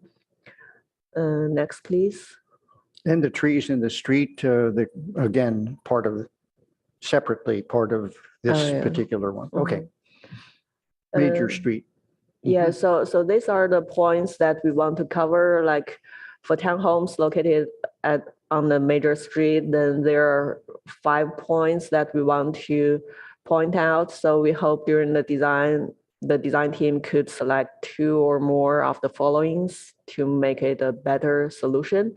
I will not read the whole text here. Next, please.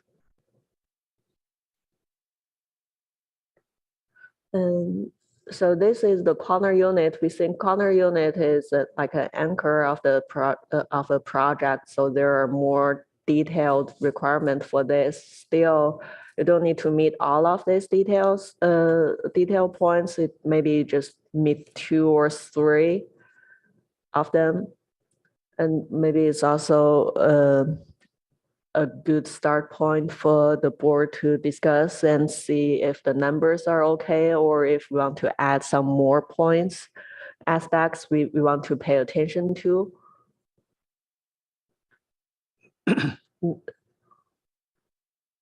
So,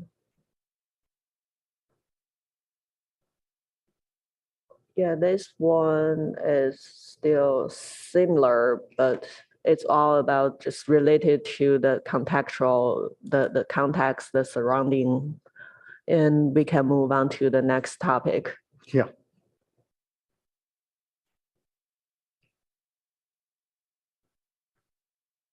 Okay, so this is community circulation, vehicle access and parking issues with these townhomes. Always seems to be an issue, not just parking in the townhome itself, but also the visitor parking issues. The pedestrian and bike paths is an important coordination between the design, the interior circulation design and the exterior influences of like pedestrian movement and bicycle paths. Guest parking, which I just mentioned, as a percentage of the parking. So the next slide, please. So in this case, this is not a townhome project. It's a Section 8 rental project. The parking is down below on the podium, and buildings are up above. But this gives this whole idea of a podium scheme, you know, could work for townhomes as well. It is more expensive to build, so perhaps even supportive housing like this can find better funding that makes this work. I want to point out in this very picture that there's a central garbage collection area on the left-hand side. And it doesn't have to do with transportation, but it is close to the perimeter of the site so that a garbage pickup can happen on the street in a designated area, which is an issue we talked about today. Next slide, please. So here's the cul-de-sac, and you see some relations and textures and materials that are used in the cul-de-sac that we consider nicely done. The materials and colors are important here, I would say. The end unit, because it faces El Camino, is a dead end and a dark element. So imagine it if it were open, or imagine it if the connecting element were a story higher, or there are options here in how to treat the end unit that closes off a cul-de-sac like this. Next slide, please. So here's what the series of cul-de-sacs look like. You can see that we're on El Camino there. So all of the ones that are not pedestrian oriented will be a sort of dead end, and because they're trying to avoid the connection at that point to El Camino. But you also will notice that the actual trees in the area from whenever this was built are pretty fully grown on the avenue, and therefore ought to be mandated with appropriate setbacks. Next slide, please. This is Livermore. So this is, again, similar in some ways to what we were talking about today, with a paseo behind it of a certain dimension, with the sloped roof line in each case, each of these dwellings. And actually, later on, we'll have a look at an elevation from this project, which is much different than what you're looking at when you're looking at the roof lines here. There are different typologies here as well. As you can see, the street with a walkway through linear houses versus the cul-de-sac type house. So they've used a number of varieties like this in this community. Next slide. So this is Mountain View, and this is why I was suggesting you look at it. You can see that there's one courtyard, there's a perimeter roadway all the way around. That is where the guest parking is, all the way around the perimeter. So it's very convenient to any particular unit here. The units in the front, which are on Montecito Avenue, are set back further. There are more trees across the street. This is a young development, so any trees that have been planted are not on that side are not there yet. But considering the size of the sidewalk and the walkway back, and whether or not it's possible to have an actual tree line, which ought to follow our downtown requirements, where we have an area for planting trees. Just stay there a second. The crossover in the bottom between those two forms that are on Montecito, so some of them face face both the courtyard and the street, they're all parking in there. That's a face-to-face parking bay. So there's also easy circulation in and out of that prospect. But actually, as you can see there, one side is emphasized as a major entry. However, these units are broken with a walkthrough to get to the courtyard. It's a very clear diagram as to what takes place here and how the openness between these units, the walkways between these units are very, very effective and enjoyable to take. Let me just say from having been there. Go ahead, next slide. So this is the idea of having a hierarchy between the planting, the front door, and the street, with planting in it, with trees in it, and what it does when it's really done well. These are, on the other hand, more expensive units, and they're separated townhouses. Next slide. So, okay, so this is an elevation of one series of houses, and there's a variation here. So we should consider how this variation is possible even in the project we looked at today. And the building on the right is much shallower than the next one.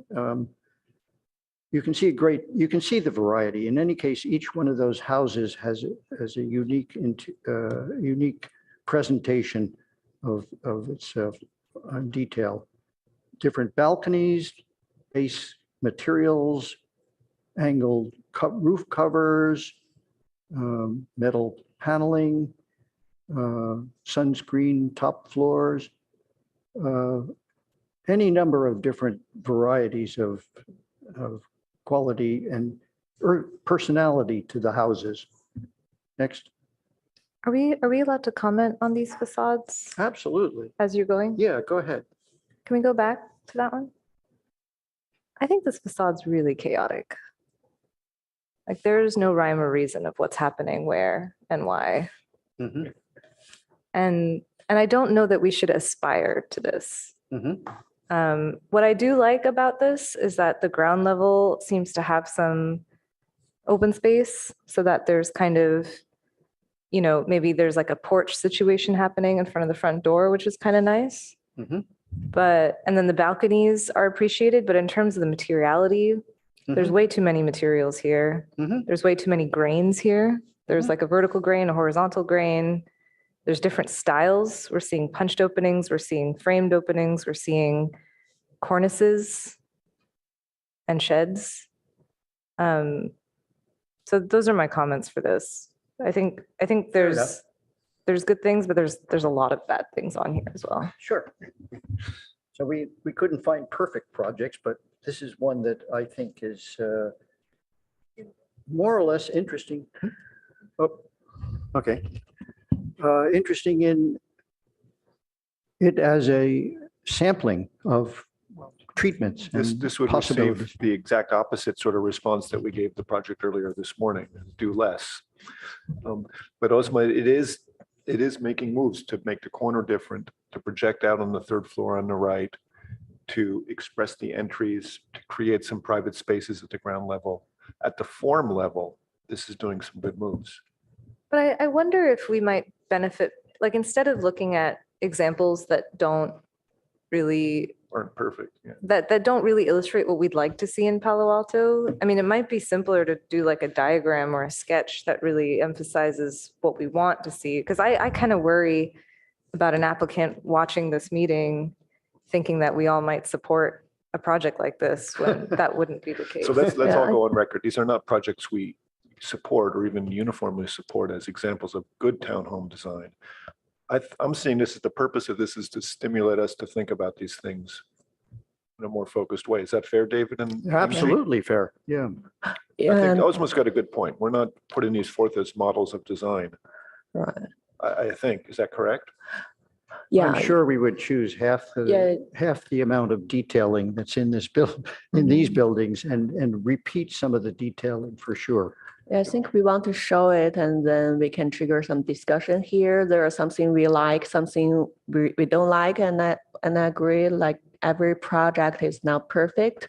So we want to separate the topics into different categories, like 8 topics we want to cover. And then there is one of the topic that covers focus more on the materiality. So that's why for this one, since it's under the community circulation, this is more we want to show like the frontage from the street side. It just have more setback and it More has setback. yeah, it's the landscape along the street, and also each of the unit have their own front yard patio a little bit. So I think for each of the image, there are certain things we want to address for at this slide instead of everything.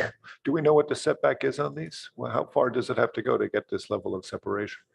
I didn't measure it, but my point is also that there, in terms of the sidewalk, it has no trees in the front. There are none planted, and yet it's a fairly major street. So, we have to compare each one of our subject matters here on each one of these projects to be totally critical. I agree with you, Ozma, that you could choose 1 or 2 of these materials and be quite satisfied with the street front, no doubt. But I do like the fact that they're trying to individualize each building and they went too far. But Yeah, I would agree. I mean, that is one of the comments I actually had on one of the regulation suggestions up here about grouping units, is that I do think having some individuality distinction so that we don't get too many repetitive units is a good thing. For those of us who go out on the evenings, it really helps. Don't you know it? yes, if I could take an aside, I was going to say that it's the guy that comes home drunk and doesn't know which house he puts his key in the neighbor's house, but it doesn't seem to work. So he rings the bell. Yeah, or if the neighbor accidentally leaves it unlocked, then they come in. Well, There's stories like that. I'm Anybody who telling drives a you. Tesla has this problem around This here. is all architecture. We're responsible. Okay, well, actually, we'll see some other images of this very project area. And they're better than this facade in that regard. So let's keep going. Next one. So, here they unified it a bit more, some less quality, maybe high quality materials, but sort of the idea of wood shingling on top of the wood siding, and they mix it up vertical and horizontal. Do we know what the space is between the buildings in this photograph? Good question. Any idea? No? No, but there are sort of cul-de-sacs off of this. So these are end units on the right versus front units on the left. In this case, it's on a podium system like this, you really have a whole other thing to do. How do you landscape something like that, Well, this is the paseo we were just talking about, and it really comes down to exactly this. They're separating the units with privacy and still Yes. having a public place to walk your dog. And How much space does it take to make that work? Well, I think we have some other pictures down the paseo as well. So are we still into trend? I think for this project, there are some narrow areas, there are some narrow places, and there are some wider spaces. The narrow ones probably around over 20, but one thing I want to notify is that some of the units are 2-story instead of 3 stories. So building height, I think it will be also somehow related to the width of the walkway. It will impact it. Yes, no, but you can see that the sunshine gets in here anyhow, right, Peter? Their tree is pretty full grown here. Certainly in this photograph, David, but I don't know if it's sunny all the time here.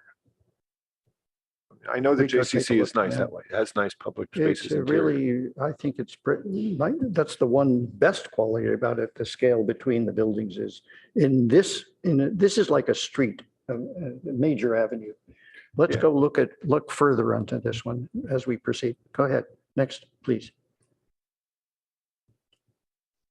So, this one is really interesting. It's perch guest parking. Who was the architect for this? Same ones, right? Yeah.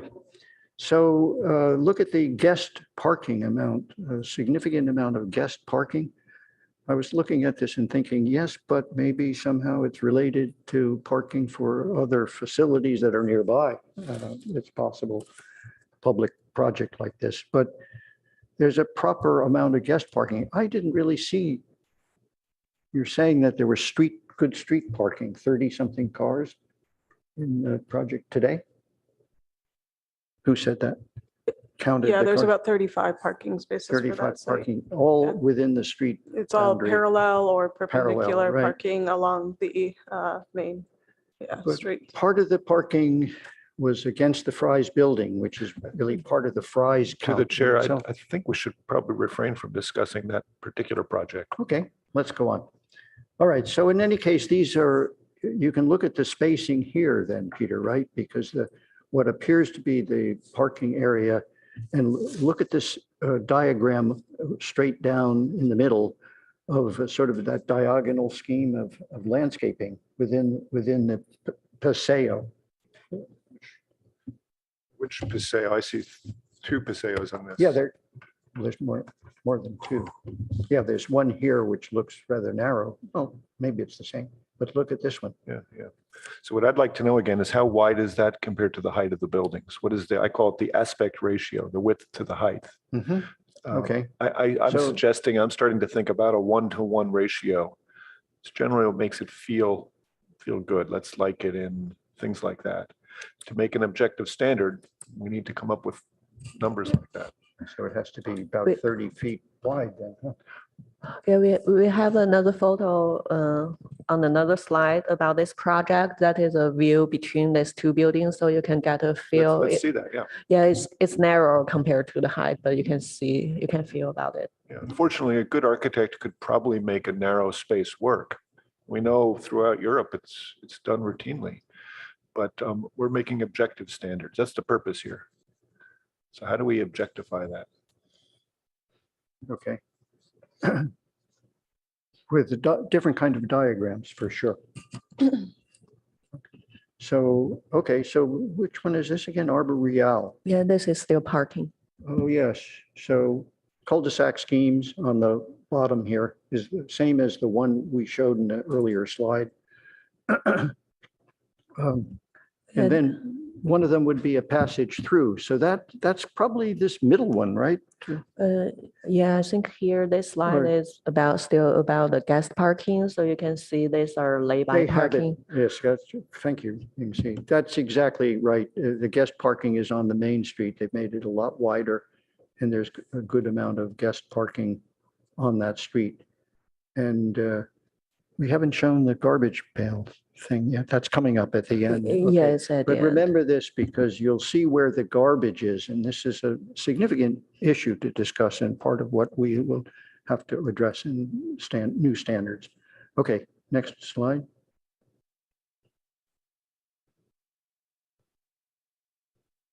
Okay. So there's tandem parking, 30% of the units must be included between the clusters. Is this the suggestion for the objective standard? Yeah. Huh? Isn't tandem parking currently allowed for 100%? No, It's no, 25%. 25%. 25%. Okay, so this is just a slight increase. Yeah. It says 50% in our packet. Uh, Under Yeah, what? that was a last minute change we did yesterday. So Yeah, what's we're- the suggestion? this 30 is- and 50? 30. You know, it is an item for discussion, right? So that you could say 30%, or you could say 50%, or you could go with the present rules and say Well, 25%. what if we went 100%? Yeah, why Guest limit? parking, Tandem parking. tandem parking. When you Oh, let- tandem when you- parking. I'm Yeah, sorry, that's what it tandem says. When parking. a family has two cars, Tandem let parking. them stack them front to back so you have a less of a garage. I mean, isn't that a benefit in everything else we're talking about? Why is it limited in the code? Do we know why? Tandem parking. I think the only reason it's limited in the code is probably because they don't, they want to have the parking spaces be as usable as possible, and tandem potentially makes it, less usable. But it is for a single unit, obviously, so I don't know. Yeah. I would think with single ownership, tandem units make a lot of sense. In my opinion. A single ownership I mean, meaning if you have, a family lives in a unit, Just a then if you family have of two. tandem parking. no kids. Yeah, No, I don't mean that. for just tandem spaces, it has to be for the same unit. We wouldn't allow it otherwise. Yeah. but if it's And the when we same- do lift parking, if there's some lifts that you can get your car out independently, and so those are okay, but there's some lifts that go up and down that are really act more like tandem parking. And those would have to be for the same unit. If I could just note one thing, there's a discussion about guest parking, and I do have some concerns with that because council has made moves in the last couple of years to eliminate guest parking from our code. And, it aligns also with state code for housing projects as well. So I think that providing, asking for a requirement for guest parking when our council, very recently moved to reduce those requirements. I don't know how receptive they would be to that. Yeah, I think I would also, I don't know why we're making zoning things here. Like these are zoning standards. They're not architectural standards. So I'm not sure why we're dictating the percentage of tandem units or guest parking. That's not really our purview. I don't know, Asma, I mean, the functionality of a unit depends a lot. If you have parking for a guest, if you have a townhome, is pretty critical to how you live in that townhome. It's a basic functionality of it, which is our purview. I agree that this borders on zoning issues of a broader scale as well. But I think we should be careful not to always limit ourselves. And some of these larger scale planning and issues do very much affect how the building gets designed. Without any guest parking, it's very tough to live in a townhome. I mean, I'm not disagreeing with that. I just don't think that that's like, this is not the forum to talk about that in that sense. Like, it's not gonna impact whether there's a guest parking space or not. That's not gonna impact how the building functions or what the building looks like architecturally. It could affect how the building looks. And I will say that the discussion is about potential changes to the objective standards which is the zoning code. And so I guess I would clarify that whatever discussion is had and what's presented, we really don't have clear direction from council to, for staff time to work on, these changes. So it would be something that would be, coming up with some ideas to present to council of consideration of some different changes to the objective standards. And then it would need to go through a process for those zoning code changes for the planning commission and the council to consider. So I don't know if that helps. Yeah, no, that's very nicely stated. If we do nothing else, then put it in there and say, we understand. It doesn't conform to the present day code, right? We know it doesn't conform, but it's a consideration that we're worried about, that we think needs discussion. Then when it gets to council, they can give it another thought, they might have their own opinion at that point. And I think just some explanation, if we're saying tandem parking up to 30% where the code says 25 right now, like what's the rationale behind that? I mean, it does certainly affect the floor plan of a parking garage or any sort of garage. So maybe that's the reason why we're wanting to be more. If you don't need a 2-car garage, a 1-car garage has to do that, clearly affects the floor plan of the units dramatically, Osma.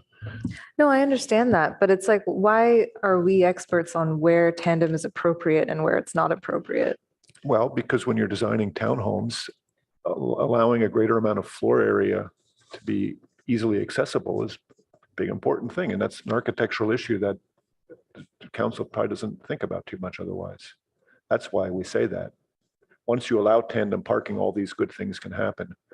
They need to hear that as a recommendation.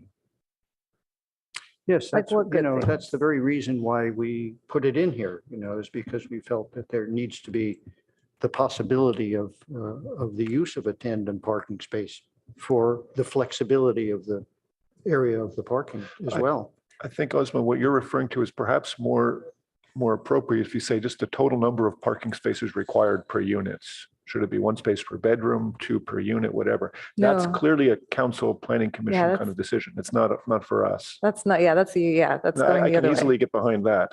But if Yeah. you say to me whether you can have tandem units, that has such an effect on the architecture that I think our recommendation is important.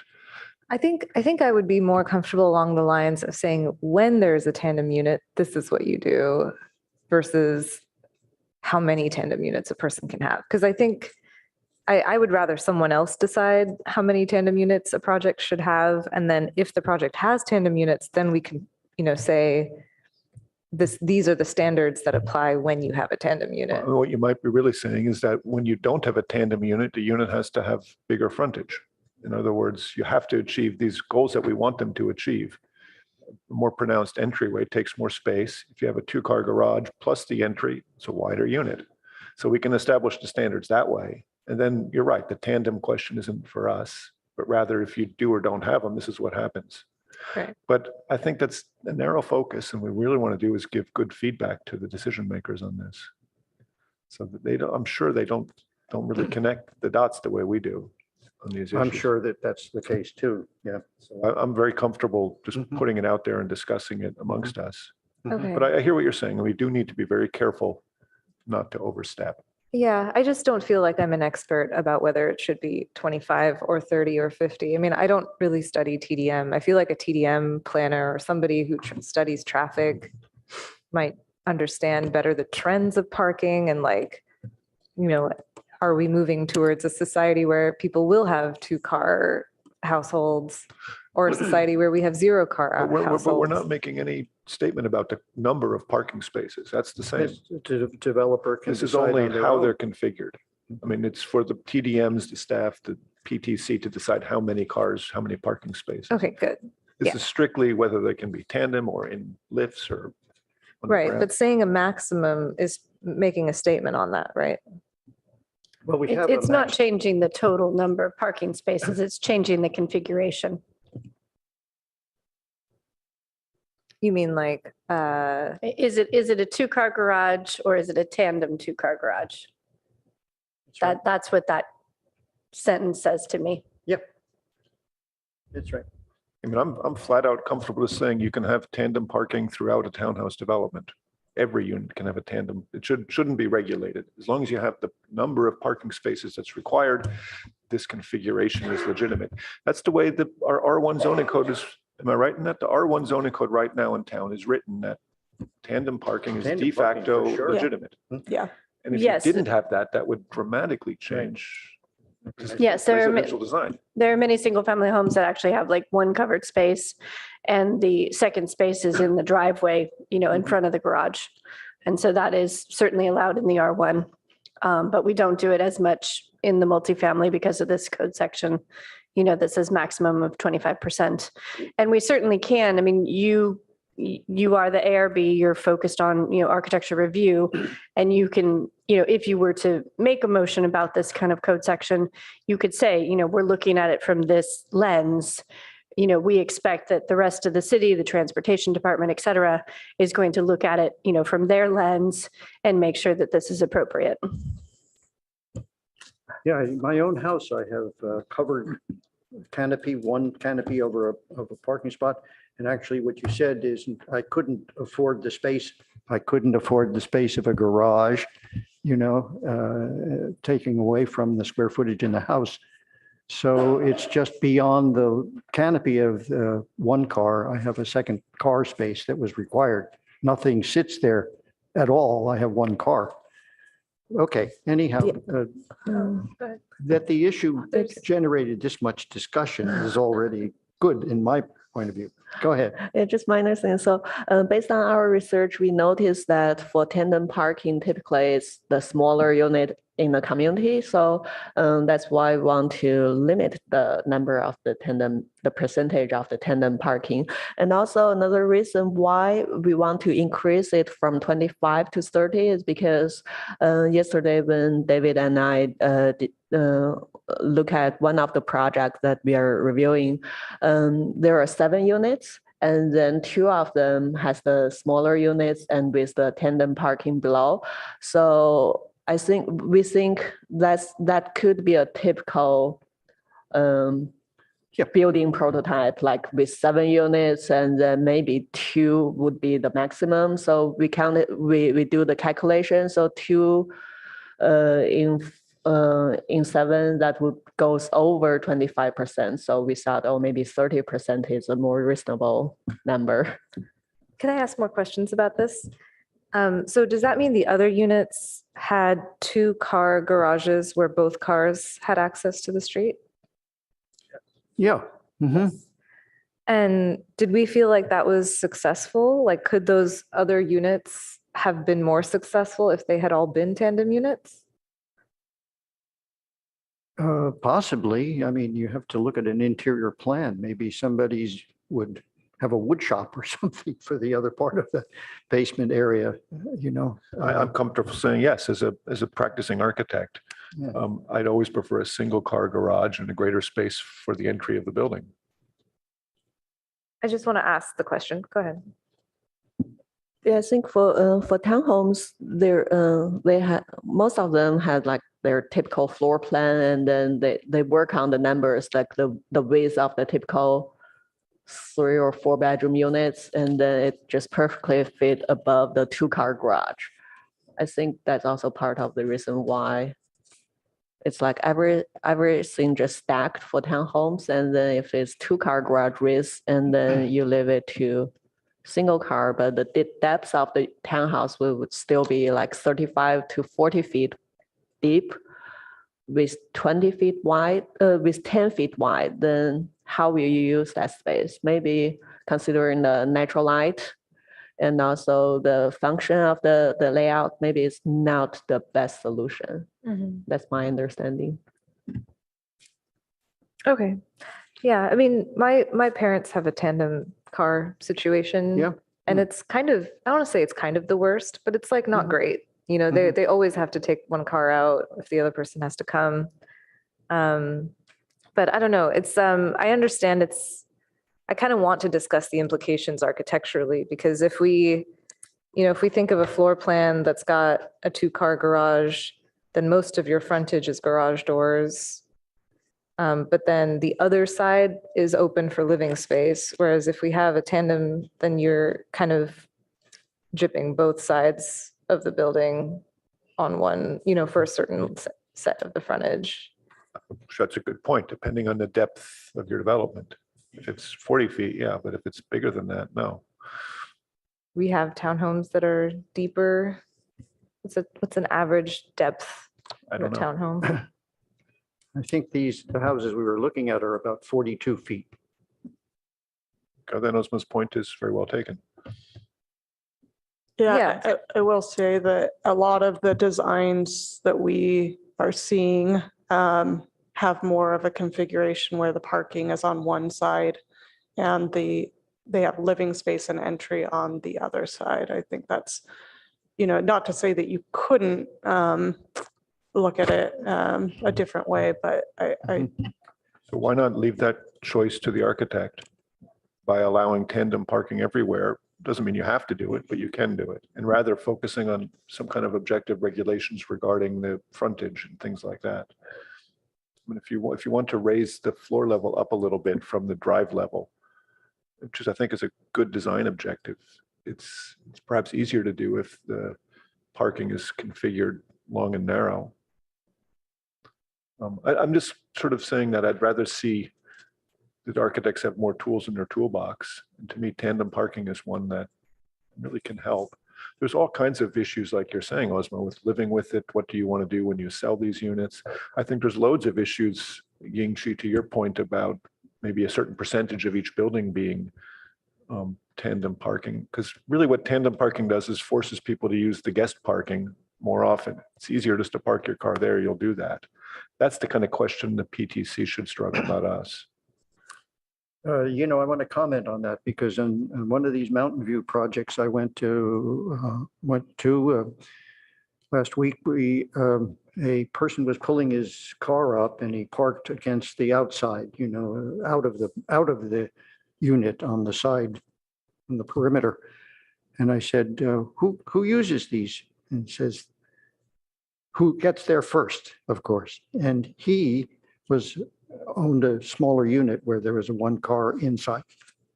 So I'm not sure if it's a great idea to allow everybody to do that, because then you're going to have a pressure on all of the guest spaces. So Well, the reality is on these 32-foot wide right-of-way to right-of-way, you're going to have somebody parallel parking in front of their own garage door. If a two-car garage, it's really 3-car places. That's what actually happens.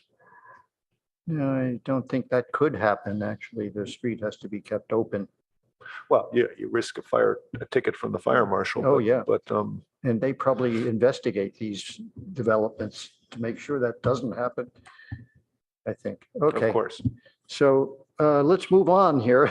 We're stuck on this one. Okay, next. Next slide.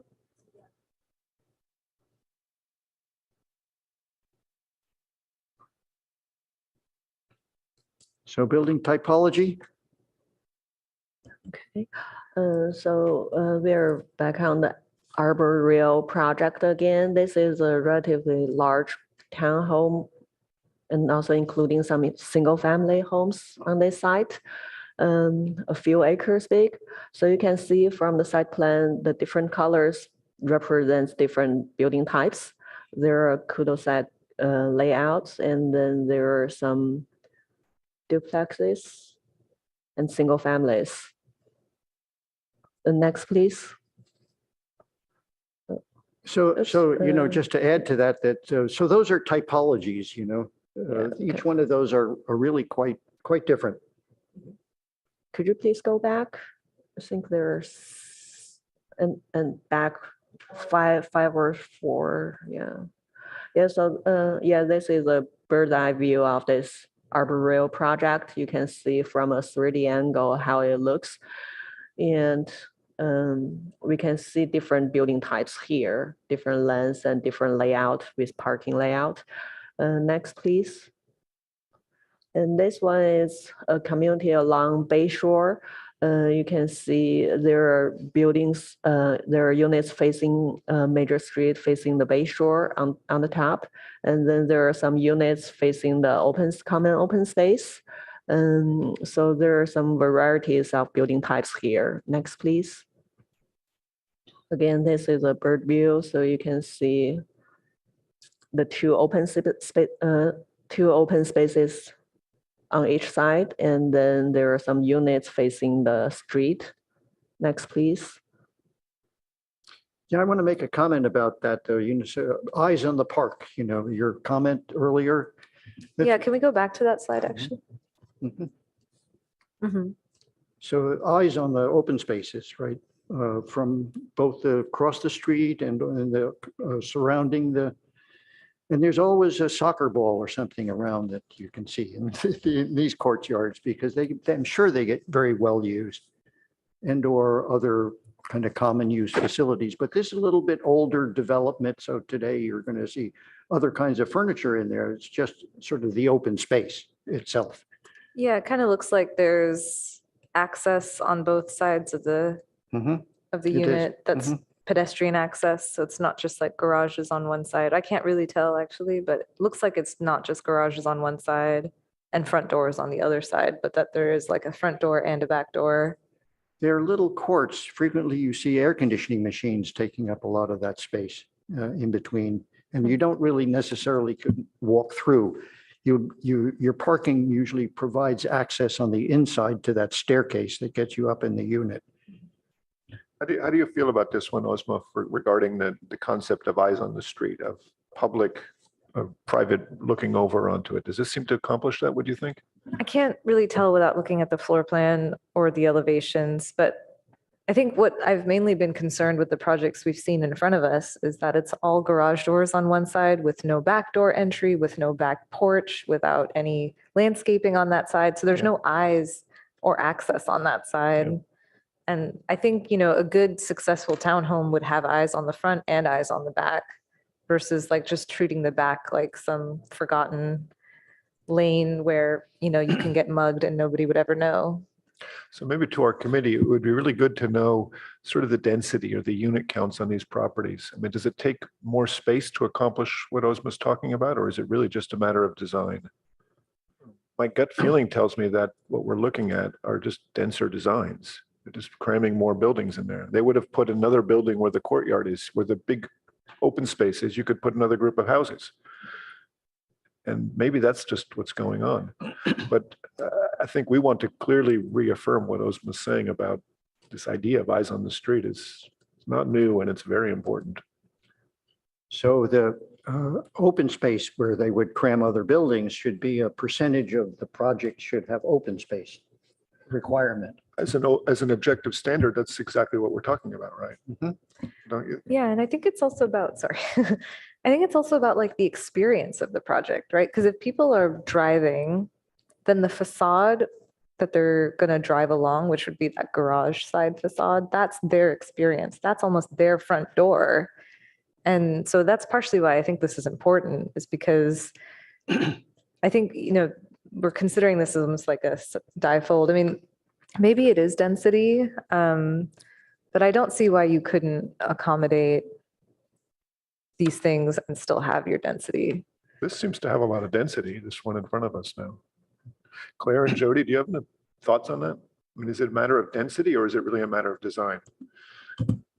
You mean, why is there green space in the center there? Yeah. I would assume because there's a common open space requirement.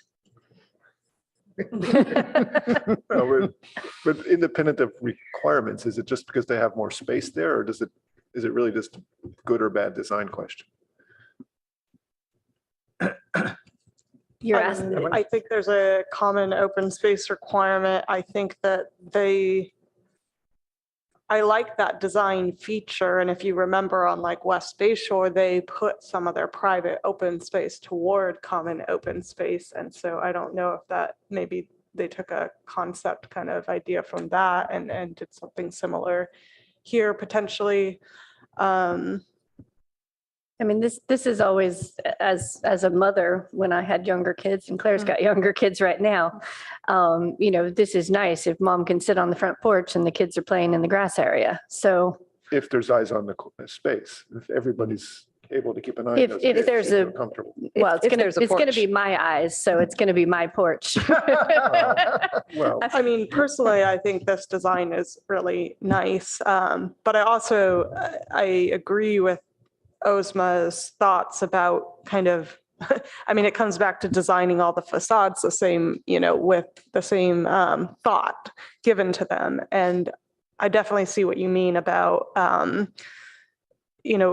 if people are often leaving their house like on a day-to-day basis from their parking garage. And so that in effect is their front door. And so some thought given to that side of the design and giving some articulation to having eyes on the street in those areas, I think is a good point.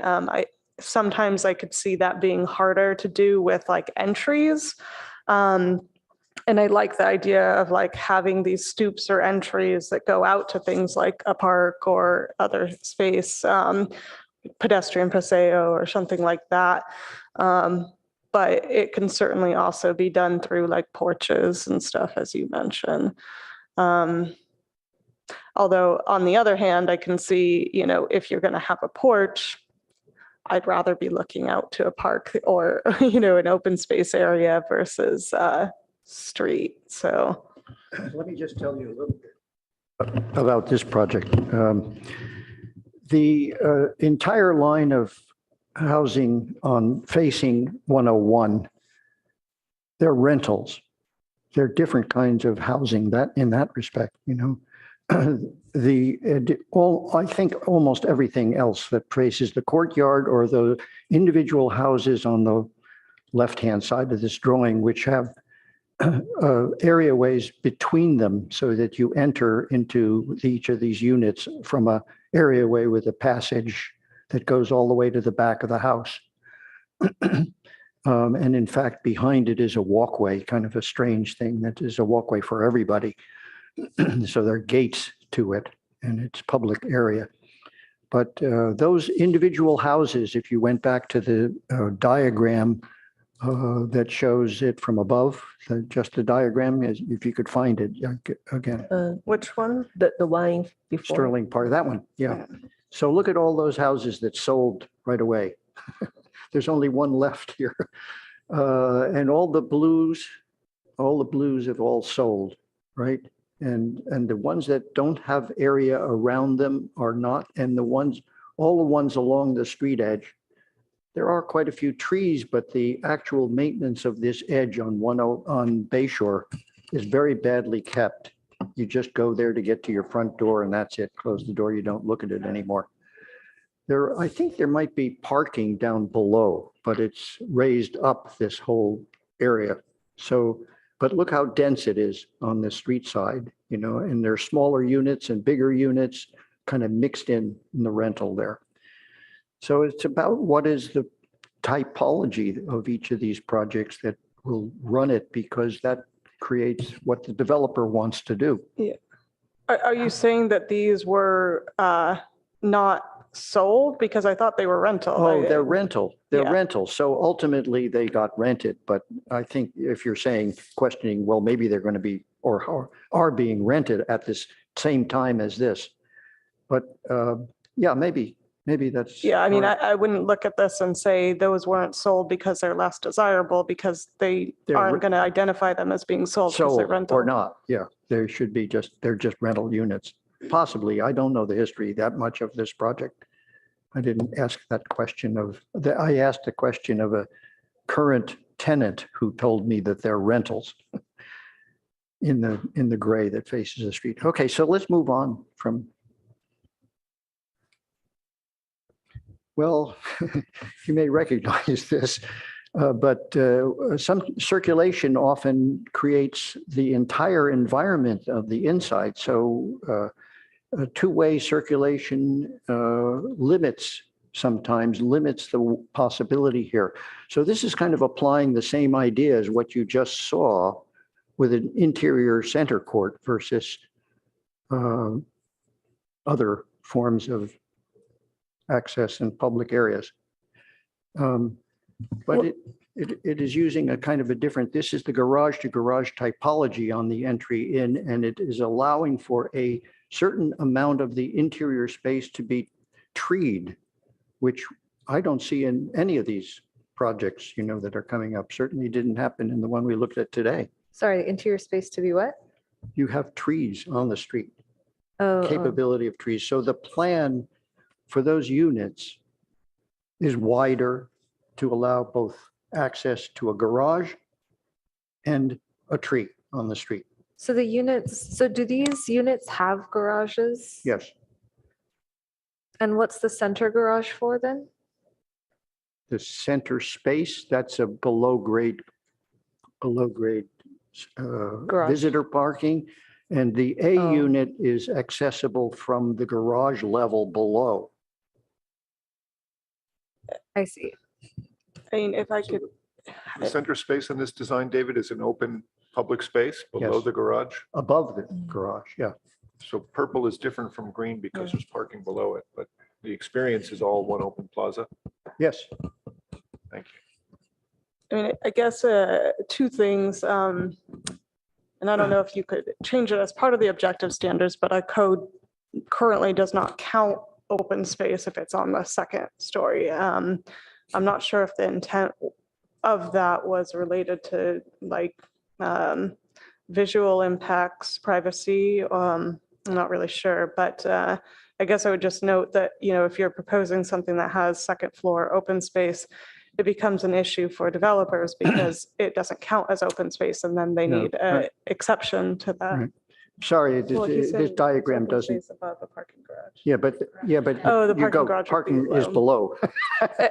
And then the other thing I would just note, I just want to go back to this guest parking because I know the ARB has strong feelings about the adding guest parking, but again, our council recently made code changes to eliminate guest parking. And the reasons that they did that was to align better with goals and policies that we have moving forward to reduce reliance on vehicle miles traveled and single occupancy vehicles. And so, that's aligning with goals of our SCAP and other, policy decisions as we move forward, as well as reducing, restrictions that make it harder to build housing in our community as we try and move forward to meet our housing development goals under our regional housing needs allocation. And so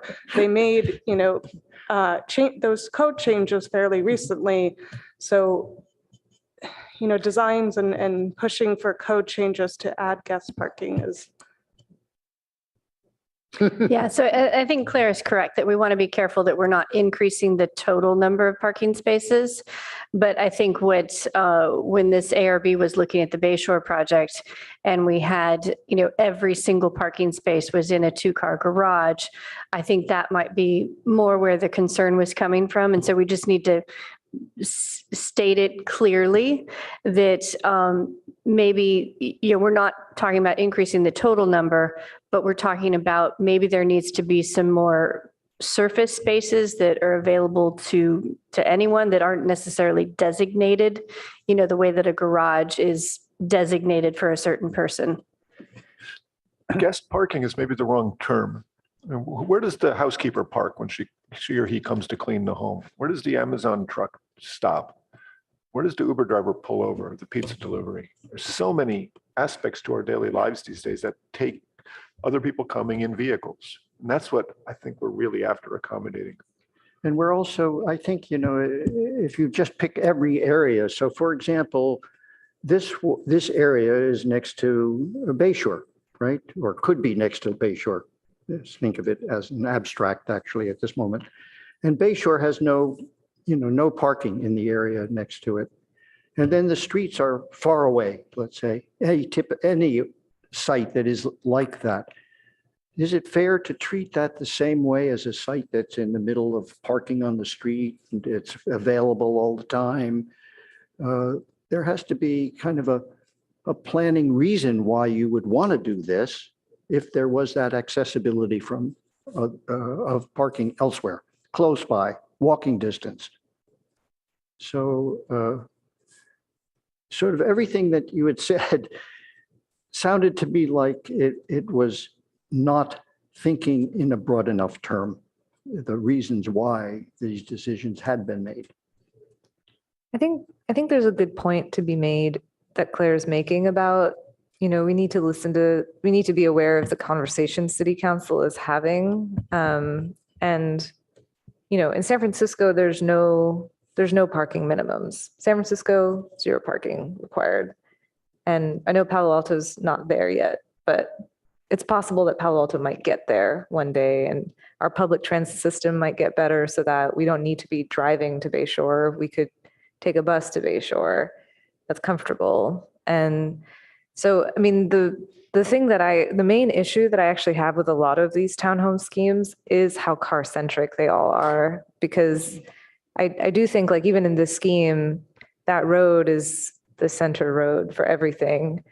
And I would like to see a scheme where the road is not the center, that it's actually like people spaces. And we're also in a floodplain, or like a good part of Palo Alto is in a floodplain. And so a lot of developers won't want to park underground for guests or for other, non-required parking. And so that's another reason why this scheme, at least for me, doesn't have a lot of feasibility.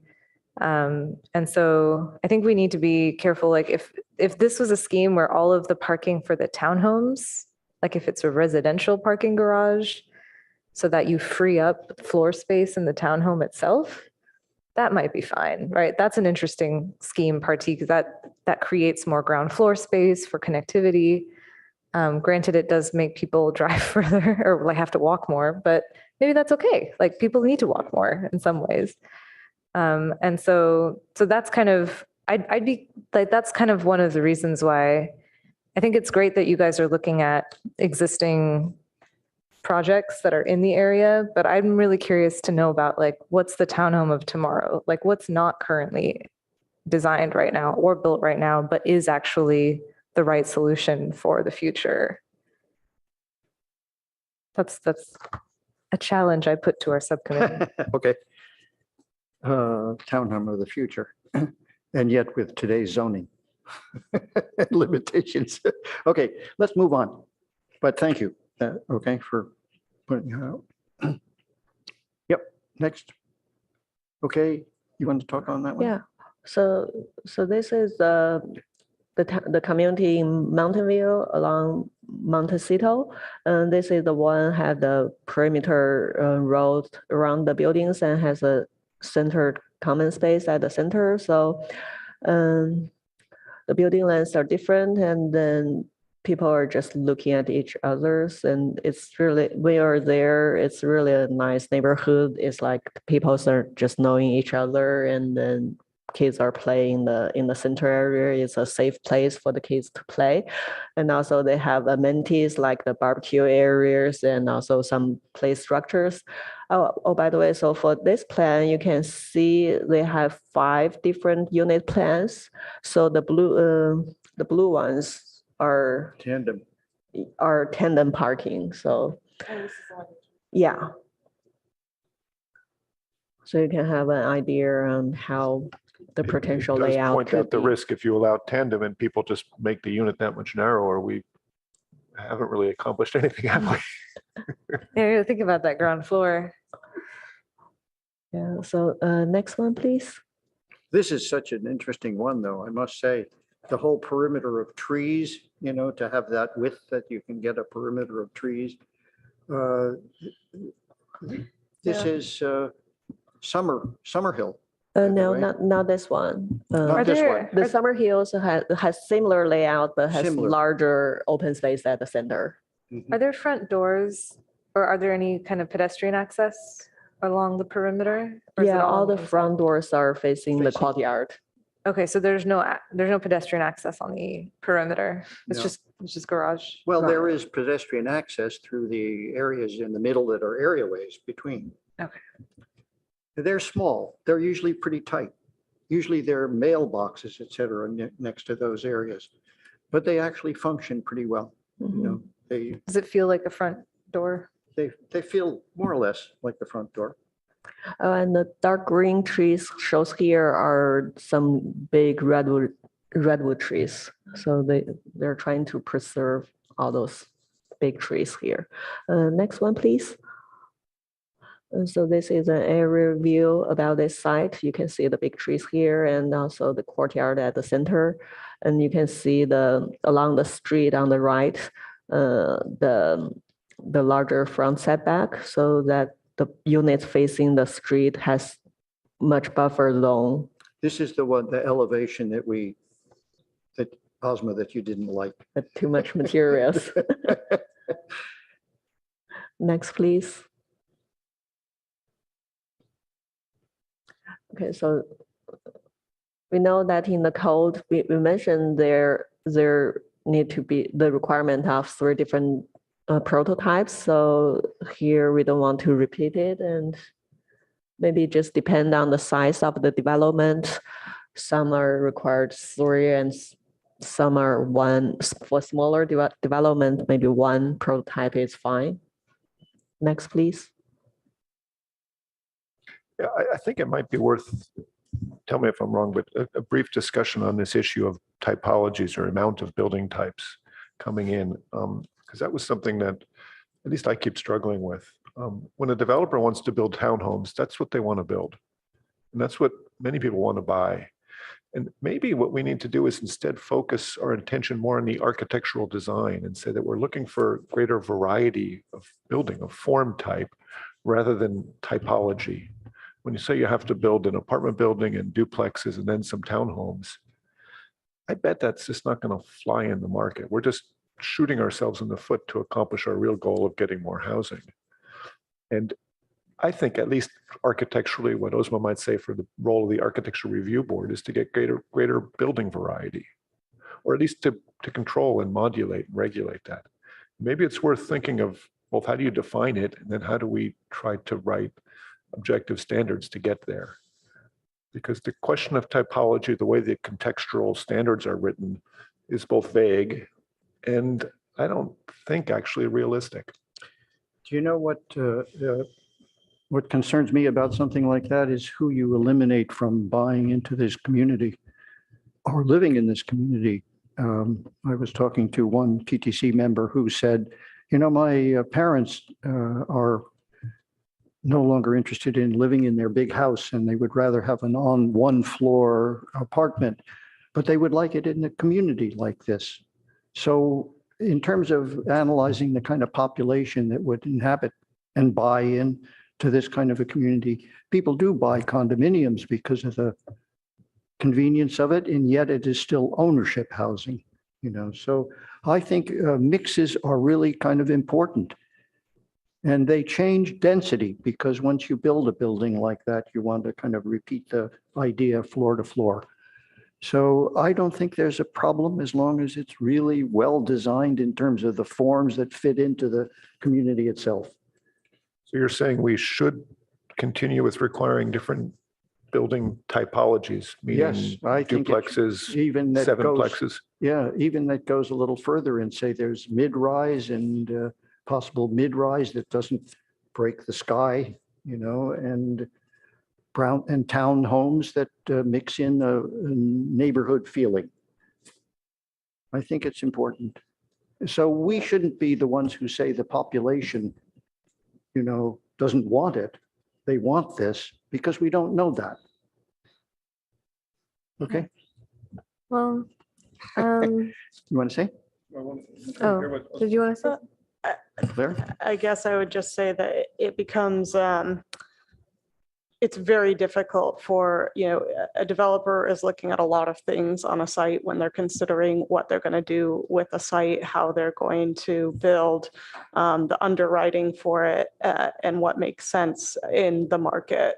And I think that what you're going to find is that we could ask for these different typologies, but they're probably not going to provide them. And even if they're in the objective standards, if they're a housing development project, if they're doing density bonus or anything like that, they can ask for a concession or waiver to that allowance, and they probably would. Because asking them to do just a different project is difficult. And I see your point, Chair Hirsch, about, providing kind of different types within the city, but it's difficult. I think that's a different, thing than asking them to do different unit types at a site. I don't know. Well, I think I see a value in having different types of townhomes. If there's a way to identify that, like, if a developer only wants to do 2-3-story townhomes, then there is maybe some differentiation that we can ask for. Because I think, what we want to avoid is the monotony of something that's just the cookie cutter that's cut and pasted everywhere. We want something that adds character and uniqueness so that people know which townhome they have. And so I think part of having 3 different building types would add to that. I think it's okay to keep pushing for that. But I think also if the architect is able to sort of make a design that is convincing, that feels like we're in a place that's diverse, even if they're all townhomes, then I wouldn't see any objection to that personally. So I just want to be clear that the 3 different housing types that we put into the objective standards, it does very clearly say that it needs to be different types of units. So, a townhouse that has like the front door on one side and the parking on the back side is a type of a unit. A row house where the front door and the garage are on the same side is a different unit. You could have a detached townhome instead of attached. We could probably call that a different type of unit. You could have a condo, where things are kind of all puzzle pieced together in a large building. That would be a different type of unit. So that's when we're talking about these three different types of units, I just want to be clear that that's what we're talking about. Separately, you're right that, if we have a bunch of townhomes, let's not have them be cookie cutter, let's have some different materials and things, but it's kind of a separate standard. I think in that case, I would advocate that we move for like different types of buildings as you defined it, where some are, the row house style, or somehow, maybe they share a stair for a duplex or something. I was also going to suggest, we've been talking about this for an hour and a half or so. Might we remember that we are on landscape and open space, and next time we revisit, we can jump straight to that? Sure. And that way we'll have Board Member Rosenberg here as well. I know she really Sure. wanted to That's talk a- about this as well. That's a good idea. I think that's a good idea. Work pressure too, right? Okay, so we could call it quits on this one for today. That last issue, you don't want to talk about that at all?